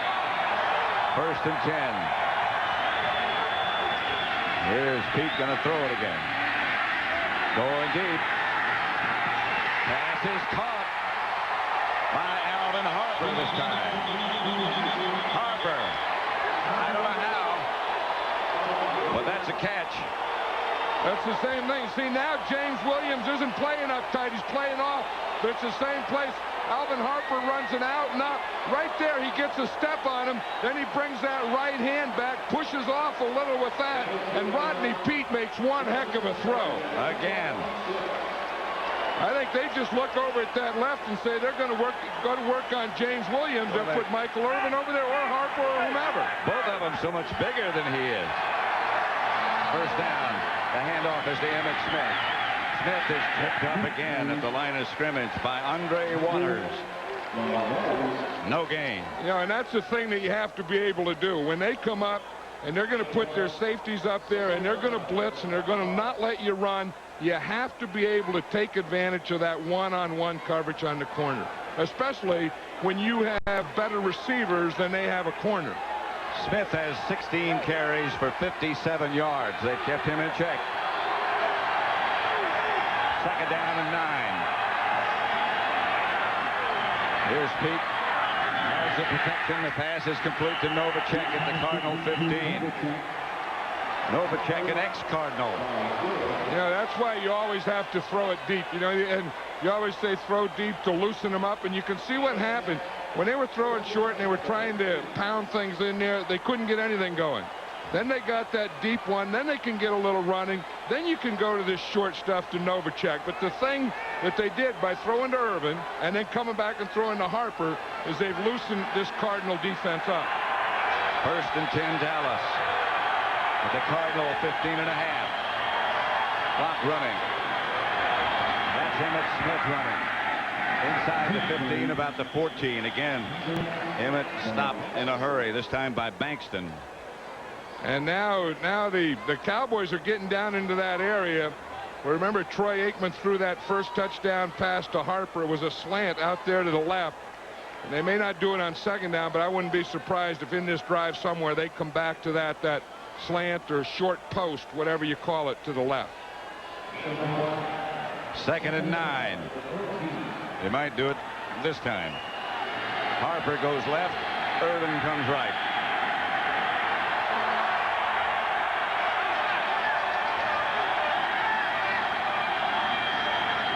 Here comes the blitz. There's the slant. That's Harper. Close to 1st down yardage. I think he is. It's very close. Yeah, you know, it's a matter of time. Here's Harper out there. He's just going to run the slant right now. The blitz, they have to get rid of the ball. Again, they're working on Washington. He comes up and makes the tackle. It's a 1st down. No, it's not a 1st down. It's short of 1st down, but it's not a touchdown either. 3rd and 1. This is a big down here because with the score tied, even though it's 3rd and short, I think if the Cowboys don't get a 1st down here, I think they probably have to kick the field goal. 21-21 tie. Emmitt Smith gets the call, and Emmitt Smith will get the touchdown, Dallas.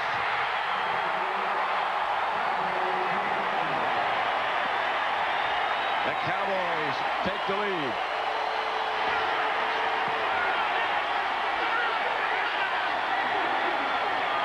This is the first time that they've ever played in this stadium against the Cardinals that they've scored more than 2 touchdowns. I bet there's somewhere Emmitt Smith is thinking, don't say that no one can run on you because I'm going to run on you. I'll tell you, Rodney Peete has come in and done a heck of a job. He really has. He loosened that defense up so that Emmitt Smith could do that.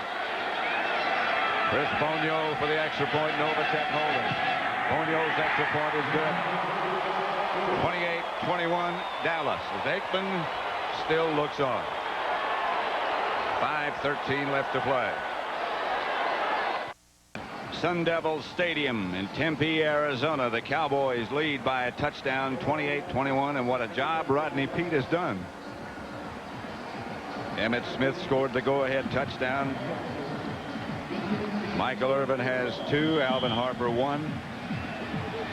28-21. Bonio's kickoff is going to be handled this time by Patrick Robinson. At about the 7. He's got some room. Flag on the play. Flags on the play.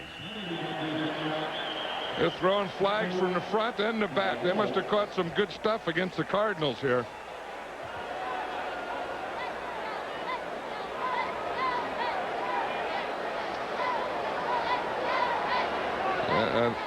I think you'd have to say that the 4th quarter has been the Cowboys, Pat. Look at this. Yeah. 159 yards to 18.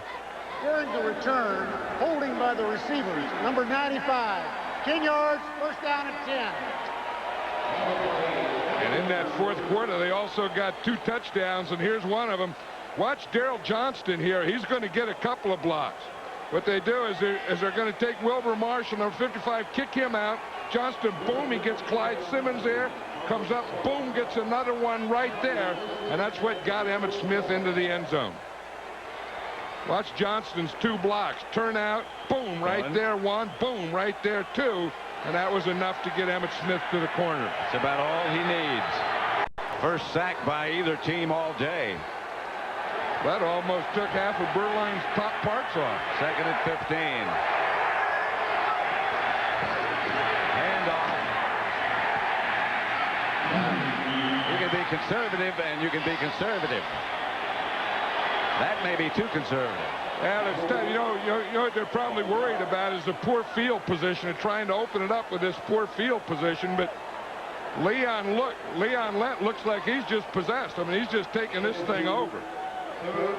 Watch him come in here. I mean, he's just grabbing stuff and throwing guys back, and then all his buddies are getting in on it, too. I was going to say, he's got a lot of company. Yeah, he's kind of taking over this deal. If he doesn't watch out, he's going to become one of the better defensive tackles in this league. 3rd and 13. Berline has 4 wide receivers, and he's back in the spread formation. Berline has time, has Ricky Prohl, and he has for the Cardinals a first down. Now, that's the second pass Ricky Prohl caught. The first one was for a touchdown. You know, they have some receivers here. Oh, yeah. Ricky Prohl, Gary Clark, Randall Hill. I mean, they have some guys that can do some damage to you. And I think they have some guys that can give you some protection. I mean, they can get open. If they could just get the ball out there, they can throw this ball a little. At the end of this game, John and I will select the Miller Lite player of the game.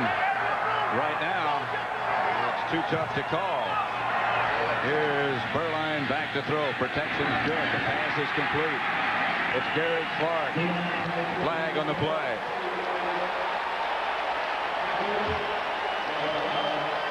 The Cardinal sideline is saying it's a face mask against the Cowboys. That's the first signal. It's the good news. The bad news is from the players. But it's the right signal.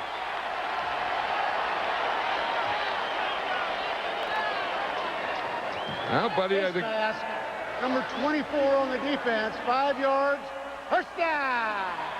Red Cashin leaves nothing to wonder about when he calls first down. You know, and he does it a little more emphatically when it's for the home team. You see it right there is when Larry Brown brings that left hand around and got a hold of the face mask. 3:07 left to play. 28-21 Dallas. Berline back to throw. To center. Larry centers. Into Dallas territory. Tripped up by Brock Marion. But a play that's worked several times today. Larry Centers brings all his emotion. That was a middle screen.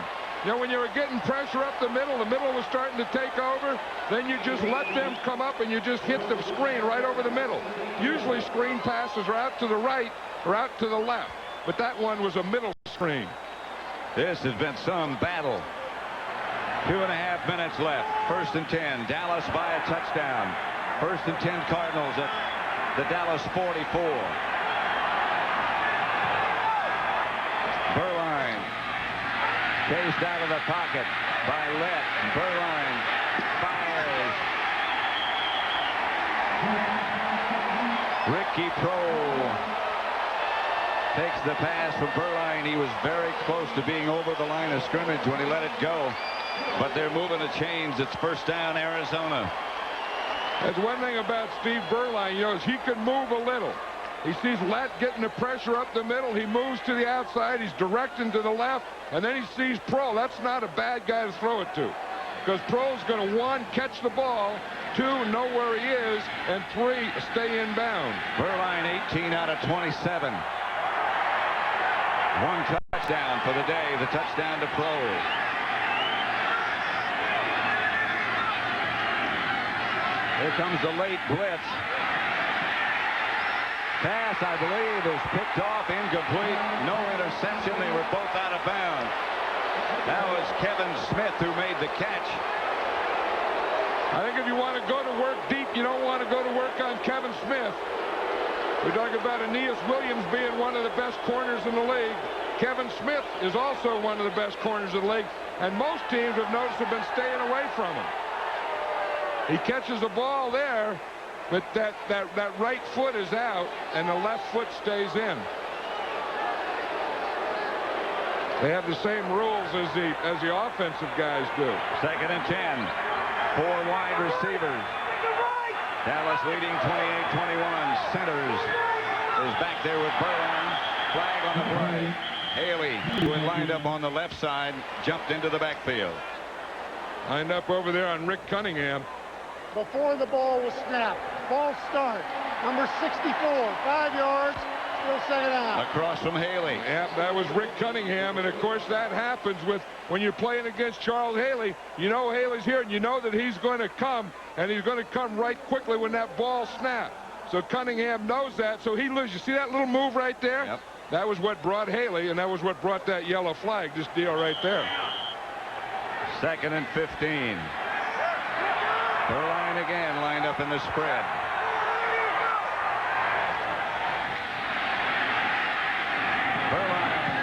Berline is hit from behind just as he let it go by Charles Haley. I tell you, and Brian Reeves went the other way. Number 80's Brian Reeves.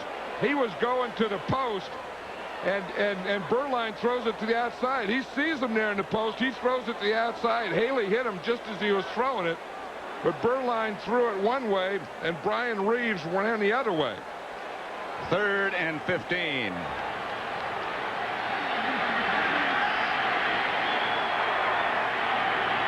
Berline out of the spread. Looking to throw and does. Pass incomplete. Intended for Brian Reeves. James Washington, the cover man. It'll bring up a big 4th down, 2 minutes to play.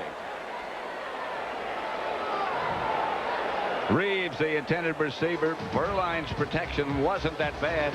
It brings up a 4th down, 28-21 Dallas. 28, Arizona 21.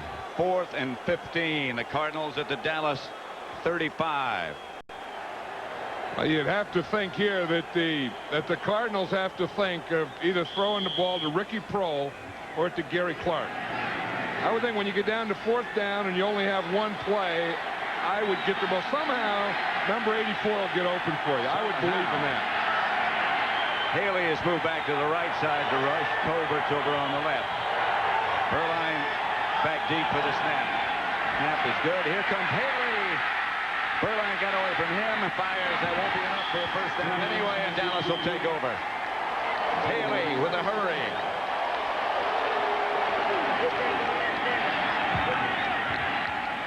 Berline's trying to get an interference. There's no flags on the play. Yeah, you talk about playmakers. Charles Haley's a playmaker. You know, when they need the pass rush, here comes Haley. He made Berline step up, and then Berline still almost found something out here. But Charles Haley came from that backside of Berline like he was shot out of a cannon.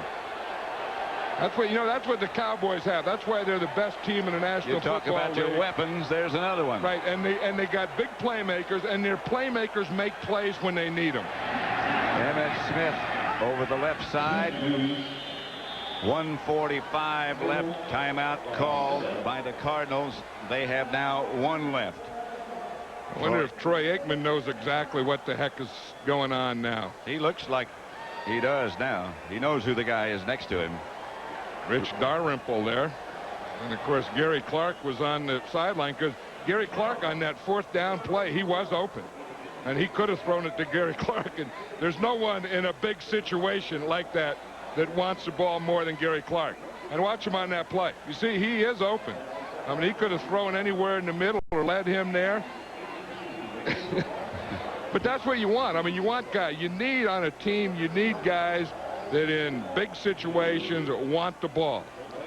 Today's game is produced by Bob Stenner and directed by Sandy Grossman. The studio was produced by Scott Ackerson and directed by Bob Levy. Executive producers at Fox Sports are Ed Gorin and David Hill. Dallas 28, Arizona Cardinals 21. There's Charles Haley. He was a college teammate of Gary Clark. And to James Madison together. That would have been some team to coach, huh? 2nd and 8, and Smith again hits the left side, and again the Cardinals call a timeout. That's their last.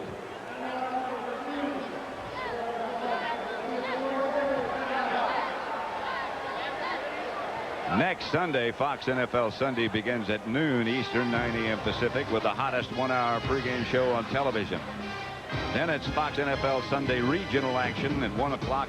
John and I will be at the Meadowlands, as most of you will see the Detroit Lions battle the Giants. In the other early games, the Eagles take on the Redskins. The Cowboys travel to Cincinnati. Then at 4 o'clock Eastern, others will see Minnesota at Tampa Bay. Check local listings for the game in your area next Sunday, right here on Fox Sports. And Gary Clark still wants the ball there. How would you like to be the coach at James Madison and have Gary Clark on offense, you're coaching at James Madison, and Charles Haley on defense? I'd take those two guys. I'd play any college schedule. And that's Smith. Gets the Dallas first down, and that'll seal things. Look at Eric Williams there. He's there. That's what a big tackle does. After they get a first down, you just hit yourself in the head. Michael Irvin, he already hit himself in the head. Or somebody did. Somebody got him rounded up. He made 2 great catches for touchdowns. Hey, this was an emotional game for the Cowboys. I think especially after they lost Troy Aikman. Emmett Smith came through and did what he had to, and like I said, their big playmakers made big plays today. There's one of them, Harper. Dante Carver, who played here. Rodney Peete did a heck of a job. It was he who kneeled. I'd like to welcome those of you who've been watching the Raiders defeat Atlanta. Welcome to Sun Devil Stadium, where the Cowboys are defeating and will defeat the Arizona Cardinals 28-21. A tough game this time. Now this was what we expected in the first game. I think this is what Buddy Ryan expected in the first game. But about as tough and as hard-fought football game as you can play in this league at this time of the year. Clock running. That should be the last play of the game, and Gary Clark really upset. Some people don't like losing, and some people hate to lose. There's a guy who hates to lose. There's a guy who hates to lose. Our Miller Lite player of the game will be chosen by John Madden and me, and it is Rodney Peete. You could have made a lot of choices, and that's not a bad one. Well, you know, he had to. And once the Cowboys lost Troy Aikman, it was like all the life went out of their team. Offense, defense, special teams. Then Rodney Peete came in. Their defense made a couple plays, and they got their life back. And that's what a backup quarterback has to do, is what Rodney Peete did today. Hard-fought battle between the Cardinals and the Cowboys at Sun Devil Stadium. Final score here at Sun Devil Stadium: Dallas 28, the Cardinals 21. Coming up, it's the NASDAQ stock market post-game report. James and Terry will get you up to date on all of today's NFL action with scores and highlights from around the NFL. That's all coming up next. With Barry Foster out, Byron Bam Morris gets his first start in the NFL, and early on, it's a fumble. Keith Hamilton recovers for the G-Men. Yeah, Jarvis Williams here laying the boom on the Bam, causing a fumble. Stealing my thunder, Tom. Well, Bam later on ran hard, but had Jarvis Williams put his hat on the ball again. Good run, a spin, and there's Williams just put his arm on it. Carlton Bailey recovers, but we love Bill Cowher. Pulls him aside. It's okay. We've seen him do that before. Dan Reeves' offense worst in the league, under 260 yards a game. They lost 3 in a row, and it's part of the reason why. Megadis, the scamper back to avoid total disaster of a 26-yard loss. Is it enough? Dave Brown looking to rebound, but was shaky until ho. Chris Callaway, 44 yards. There they go. 3rd and goal. Brown has Howard Cross, but he looks like Christopher Cross. What? Yeah. Oh, man, he goes sailing. Go the Giants' chances for a touchdown. And it's only 3-0. Second quarter, 3rd and goal. Brown is down, but no, he's not down. Rod Woodson strips him of the ball. Tommy looked like he was down, but the Steelers get the football. Bad break for the Giants. You can see clearly right there, his knees on the ground before the ball popped out. Well, not a scintillating first half of football. We told you nothing's changed, but 6-3 Giants actually should have put this thing away. Bill Cowher's team coming back in the 3rd quarter trying to. Neil O'Donnell, he just looked horrible today. Tom intercepted by Phillippe Sparks. O'Donnell only 138 yards passing on the day. Still 6-3 Giants in the 4th. Dave Brown passed in front of Woodson for some completions in the first 3 quarters, 7 times. But Woodson with the interception now trying to make something happen. He's a dangerous return man. And finally, in Giant territory, he goes down to the 35-yard line. But Dan Reeves, it look just says it all. No nails left on the fingers and no win left for the Giants. Bam Morris, 6-yard touchdown. Morris, 146 yards. It wasn't pretty. This is the only touchdown of the game. Well, the Steelers do it, and up there marked to 5-2 for Dave Brown after 3 straight wins, throwing in the towel at 4 straight losses as the Steelers beat the Giants by the count of 10-6. This is one of the games that we saw many today, Tom, some in which the teams could have put it away but ended up holding on, and we'll show you some of those highlights come up. But the Giants, I know not a scintillating offense, but the cross drop, the other play on the 1-yarder, they really could have led by 10 or 13. And the way the Steelers are going, I think they could have salted it away, but they didn't give Pittsburgh credit. Well, the Giants don't put a lot of points on the board, so they can't afford to miss scoring opportunities. And when you talk about the Steelers, Bam Morris caused the same kind of problems to that lineup of the Giants as did Jerome Bettis. And I think a lot of credit to Bill Cowher, the ability to pull a ball player aside, talk to him a little bit, and then get 150 yards out of him. And you have to also be troubled by Neil O'Donnell, who has the support of that running game, not being able to do a better job of passing the football. Yeah, O'Donnell, today we showed you his numbers, only 138 yards passing, but the Steelers get the win. And, you know, Cowher in the playoffs 2 years, part of the reason why relates to his players, and they relate to him. The Giants are relating to turnovers. They had a feeling that when Phil Simms ended up in our studio rather than the Meadowlands, they were going to make some more mistakes. But already in 7 games, 2 more interceptions than all of last year, 11 against 9, and the rest of the turnovers will catch up soon. And the Giants, who remember battled for the best record of the NFL last year, now they're battling to get back to 500, something we thought we wouldn't say this quickly when they started 3-0. When we return, Jim Everett, boy, was he fired up to face his old mate. Saints, Rams, coming up later. Wild game. The Broncos have gone 3, and at the 2-minute warning, Tom Ruin, who was horrible Monday night punting, is about ready to punt the ball for Denver. So San Diego will get a shot trying to keep their undefeated streak intact, trailing 20-15. We'll keep you posted. You got to love the Buccaneers. At least they get 2 touchdowns and go for 2 twice and make it. But time running out and has run out on Tampa Bay. What a surprise. San Francisco beats the Buccaneers 41-16. When we return on NFL Prime Time, who is this masked man, this Gus Frerotte? And why are the Redskins celebrating? And why are they in the end zone? And it's a heck of a story. Skins Colts in a minute. Spice things up for us. The Bengals, I mean, they actually started the year, Rob, against Cleveland, and were it not for special teams, good plays by Cleveland and bad plays by Cincinnati, might have upset the Browns. Could have happened. Think they could fix it in time for today? Let's find out. The Battle of Ohio Part 2, the sequel. Yes, in the season opener, only 4 points the difference, but quite a different season for both. The Bengals, of course, the only winless team in the NFL, while the Central Division leading Browns had given up a league-low 66 points. But Jim Brown warned the Browns not to look past those Bengals. First quarter, we have a first. Big Daddy's first sack. Dan Wilkinson getting to Vinny Testaverde on that play. Then later in the first, tied at 3. Testaverde's pass goes through Eric Metcalf's hands and into Louis Oliver's, who fumbles it out of bounds. Bengals ball deep in Cleveland territory. 2 plays later, David Klingler hits Tim McGee. It's 10-3, Bengals in the lead. Second quarter, Browns look for a big play. Testaverde, the perfect pass to Derek Alexander, who goes 50 yards before being forced out of bounds. That sets up this. Testaverde to Leroy Horde, and the large individual makes his way into the end zone, tying the game at 10-all. The Bengals add a field goal to take a 13-10 halftime lead. The only other time the Browns have trailed at halftime, their only loss against the Steelers. In the third, Browns forced to punt.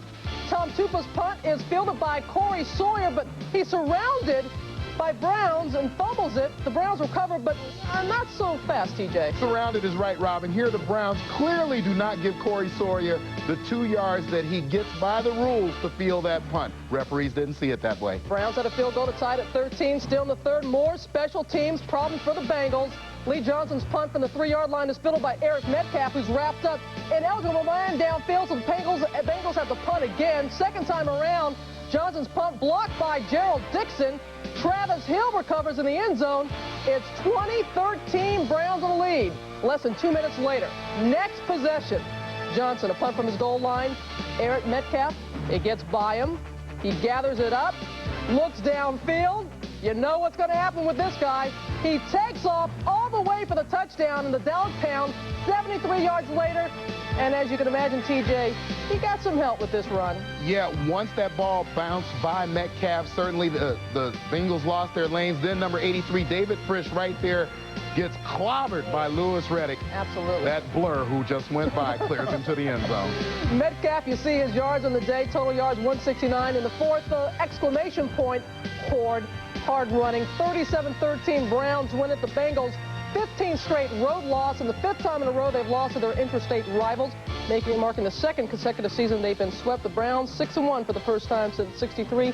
Vinny Testaverde, Boomer, went out early in the second half with a finger in the eye, supposed to be all right. A little tense moment with Antonio Langham at the end of the game, went out on a stretcher, but we understand he's doing much better. He had full movement, but it was scary there for a moment into the game. Both the Browns and the Steelers winning atop the AFC, so the poor they were in there. They were in there. They hung in there. The Washington Redskins and the Colts, when they're in Baltimore, of course, used to be very, very close together. Not the case anymore. They were playing in Indianapolis today, and it wasn't Heath Schuler who had a gimpy ankle. It was not John Freese from Idaho, but it was from the far reaches of the Skins' depth chart at quarterback, from the area of Tom Flick and Tom Owen and Bob Holly from Princeton and Mike Ray and Fred Mortensen and Kim McQuilkin. Norv Turner reached way deep and came up with the name of Gus Frerotte. The nation's capital was abuzz. Issue 1, Gus Frerotte. I like Gus. I like Gus. Gus Frerotte. Who is he? His name is Gus. President Clinton, what do you think about Gus Frerotte on Sunday? What about his chances? See, just a couple of weeks before Election Day, they voted in Gus Frerotte. First pass, well, what do you want? 7th round pick from Tulsa, the Golden Hurricane, little rusty. A couple plays later, every rookie does that. He fumbles the snap. But hop on the bus, Gus. Make a new plan, Stan. No need to be coy, Roy. Just get yourself free, which Titus Winans does, and Frerotte hits him. It sets up a field goal, although the Skins are trailing 10-3. Frerotte warming up. Meanwhile, already warm in the first quarter, the Marshall plan. Marshall Faulk. Look at him break out of the pack, and he's just gone. He's just gone. He was drafted slightly higher than Gus Frerotte, 195 spots higher than Frerotte. 40-yard run, and he's bowled past Darrell Morrison, number 38. Then watch the hurdle, for 6 more yards. Tom, this just in, he's good. Yeah, one of the things you have to love about Marshall Faulk, about the size of a Thurman Thomas, but look at him go get the tough yardage here. 4th and 1, goes and gets the first down. Now Faulk is a receiver, and Jim Harbaugh says, Marshall, I think I can find you. What?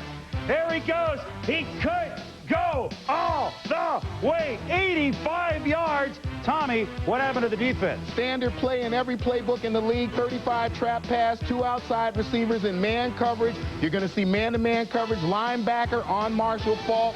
Quarterback spots it early. Both receivers go inside. Marshall Faulk to the outside. And this is not even a fair foot race to the end zone. Another day at the office for Marshall Faulk, 213 yards running and receiving.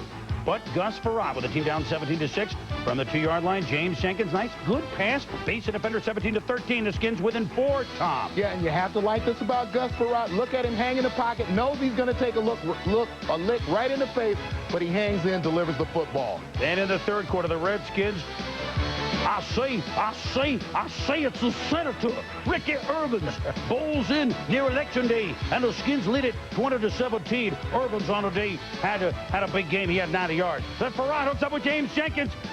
It's effective, and it's a touchdown, 27-17. Hey, 226 yards, pair of touches, no interceptions, and no sacks. Meanwhile, Jim Harbaugh had his trouble. Andre Collins, boy, in their glory years, he was one of the big players on defense, and he goes with a 21-yard interception. Harbaugh bench Mikowski in, and Gus Frerotte and the Redskins just roll up 41 points on a Colts team that was looking to go to 500 after they beat the Bills. 500 late October, that's news for the Colts. But the news is, running a third-party candidacy, Gus Frerotte wins the election. It feels great. You know, I can just imagine what my family's doing back home. They got a big party. There's 300 people back home watching the game. It's just, I mean, it's exciting. Just wish I could be there with them. Not. Think he enjoyed himself? I'll tell you what. And this summer, he really looked good. He was in camp right away. Norv Turner really liked him. 197th player picked in the draft in the 7th round, but he was a cool customer today, Tommy. Well, I think Joe Theismann gave us a revealing look at Gus Frerotte this morning in his feature, and he talked about the fact that he has watched his mechanics during the week. He had a shaky start today, but you can see that he's got the overhand delivery. He's calm in the pocket. You know, he's going to be a hard guy to get out of the lineup, and Jack Kent Cook must be keeping that Heath Schuler, Desmond Howard money in the petty cash drawer. That's petty, all right. Real petty cash. Gus Frerotte and Titus Winans. I mean, this is a comedy. Now, his is unbelievable as we go inside the numbers. And we don't even include Joe Dufek in 1984 of the Bills, who got his only career win against the Colts.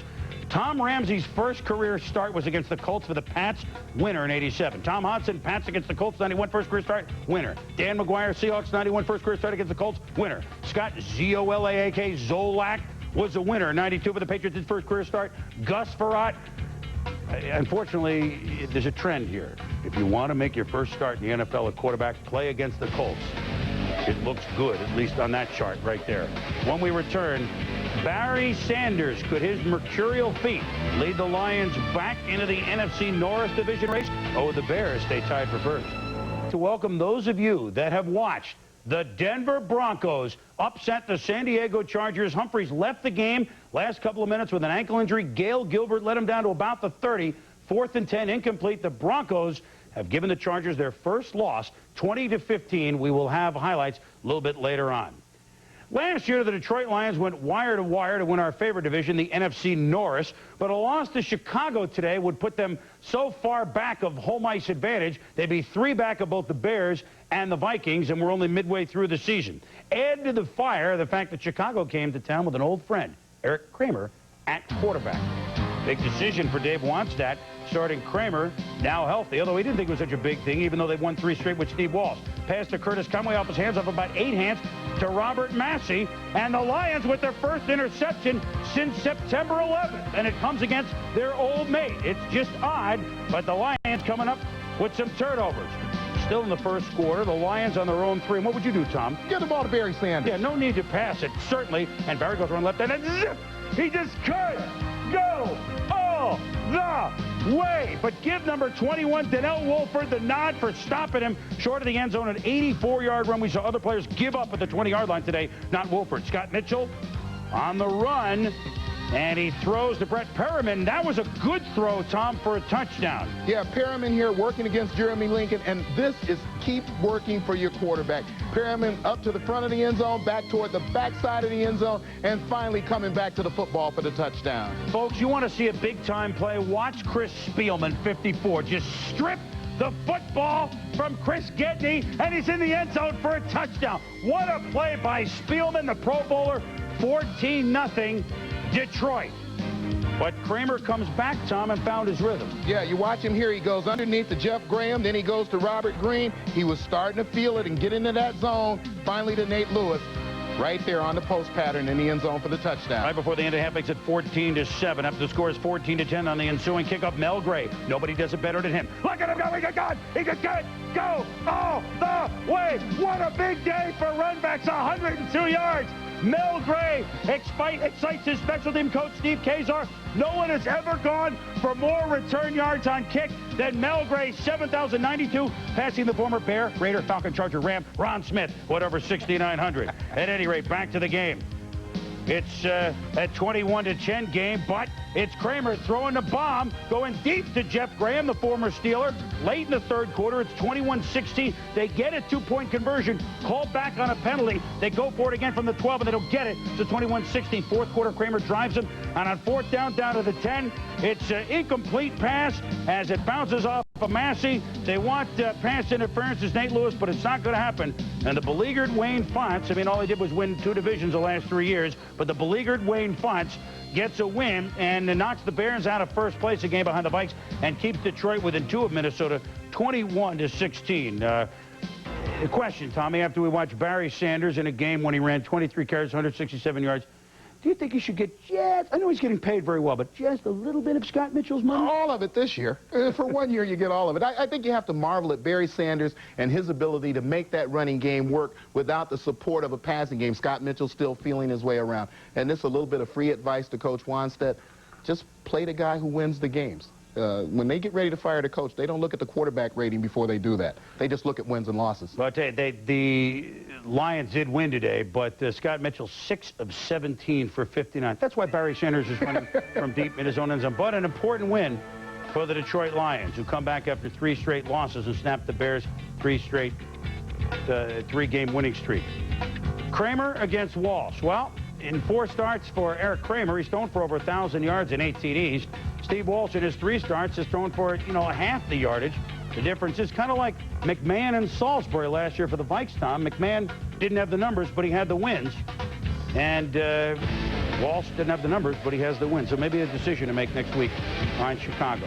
When we return, Joe, Marcus, Chiefs. 2nd game within 6 days. They're underway. Kansas City Chiefs won in Denver for the first time in 12 years. Marty Schottenheimer, as head coach, won in there for the first time ever. Today, though, they had to avoid the opposite. They had numbers in their favor against the Seattle Seahawks. They've beaten the Seahawks 6 straight times. They've beaten them at Arrowhead 11 of the last 12 years. But would Seattle turn the tables? The young Notre Dame quarterback, Rick Meyer, went against the veteran, used to wear number 3 at Notre Dame, Joe Montana. But Montana has done this before. Look at him avoid the rush, step up and hit, playing in his first game for the Chiefs, and he's going to have a big second half of the year for him, Eric Martin. Then Jack be nimble, Jack be quick. Jack hit Kimball Anders and the candlestick. Yeah, outside linebacker here, Terry Wooden lined up on Kimball Anders. This is a mismatch. Linebacker on a nice swift halfback. Montana takes advantage of it for the first time, but you would see it often. Well, he would see it 3 plays later, Tommy. Montana, flat, Kimball Anders. And nice play by Anders to get in the end zone. 7-0 Chiefs. Rick Meyer and the Seahawks have struggled since they beat Pittsburgh a month ago. Look at Derek Thomas, who's had some big games against this team. Gets another sack. A young Lawrence Taylor, the best first step in football as he goes around tight end Paul Green right there, coming around for one of his backside sacks.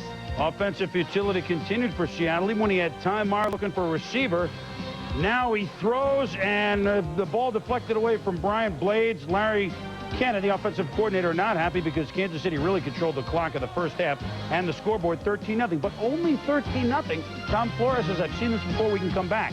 Had a good opening drive of the second half of the Seahawks. Chris Warren bursts for 18 yards down to the 35-yard line. Warren, 119 yards on the day. Same drive at the 3. Watch this. Derek Thomas, he almost stacks up John Vaughn, but amazingly, he gets away and finds the end zone. So now the Seahawks within 6 at 13-7. Marty Schottenheimer says, Joe, I got another weapon for you today. You got Eric Martin, you got Lake Dawson healthy again. 23-yard gain down to the 37-yard line. And then we have a weapon that we've known about, Marcus Allen. Tom, and you said it, he still has that burst. And it's good enough for his 117th career touchdown, moving him to 4th on the all-time list, past John Riggins. They go for 2 and make it, so now it's 21-7 Chiefs. 4th quarter, Montana didn't throw the 50-plus passes as he did the last 2 games. The defender falls down, so he finds Lake Dawson wide open. First touchdown catch for Dawson, 28-7 the Chiefs. Chris Warren stuffed for no gain. The Kansas City defense, 2 straight good games for Neil Smith. And then Kelvin Martin is hit immediately by Charlie Mincy. It's a fumble, number 24. Doug Terry picks it up. It was 28-7 at this point. Seattle did some scoring in the 4th quarter. Maybe that'll carry over to the next game. But this one, the Chiefs had in hand, and the Chiefs beat Seattle 38-23. 6 days ago, the Chiefs, with 1:20 in the game, were facing going 3 back of the Chargers. Now, all of a sudden, they're just 1 back of the Chargers. Things have changed within the past week in the AFC Smite. When we continue, first we go inside the numbers, and we said the offense has struggled, but the defense hasn't helped out the Seahawks either, Tommy. After the first 4 games, 13 takeaways gave the offense good field position. Last 3 games, all losses, only 1 takeaway, and that's going to be tough for Rick Meyer and company to go 75 yards every time they have the ball. When we return, Rams and Saints, let me tell you, this game was as wild as they come. If you don't believe us, we'll show you. It's unbelievable.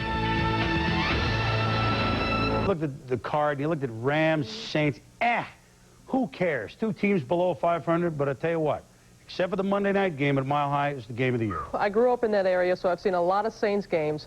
Can't remember seeing one quite like this. The Saints and Rams have been NFC West rivals long before Jim Everett switched teams. The results have often been unpredictable, but there was no way you could predict what was going to happen today inside the Superdome. Trust me, folks, buckle up. It's going to be great. Everett welcomed some of his old mates to his new home. Everett all business in the game. Early first quarter, drops back, hits Torrance Small over the middle for 16 yards for the Saints' first down. Then 3 plays later, the Saints on the reverse. Michael Haynes takes it 12 yards around left end. Another Saints first down, and T.J. Everett giving his all in this play. Yeah, you hand off on the reverse, first to the halfback. He gives it to the receiver. Everett here out in front of Haynes. He doesn't get his man, but his teammates will be impressed with him laying out. All right, with the reverse in the Rams' mind, next play, Everett fakes the reverse to Quinn Early, and then he hits Michael Haynes at the Rams' 8. Derek Brown would score 2 plays later, making it 7-0 Saints. After the Saints' defense held, the Saints get it done, I kid you not, on the ground. Derek Brown, a 9-yard run. Then Mario Bates for 7 more. Then 5 plays later, okay, LA thinking run. Everett, the great play fake. It's a wide open Wesley Walls down the middle for the 30-yard touchdown. 14-0 Saints. How'd he get so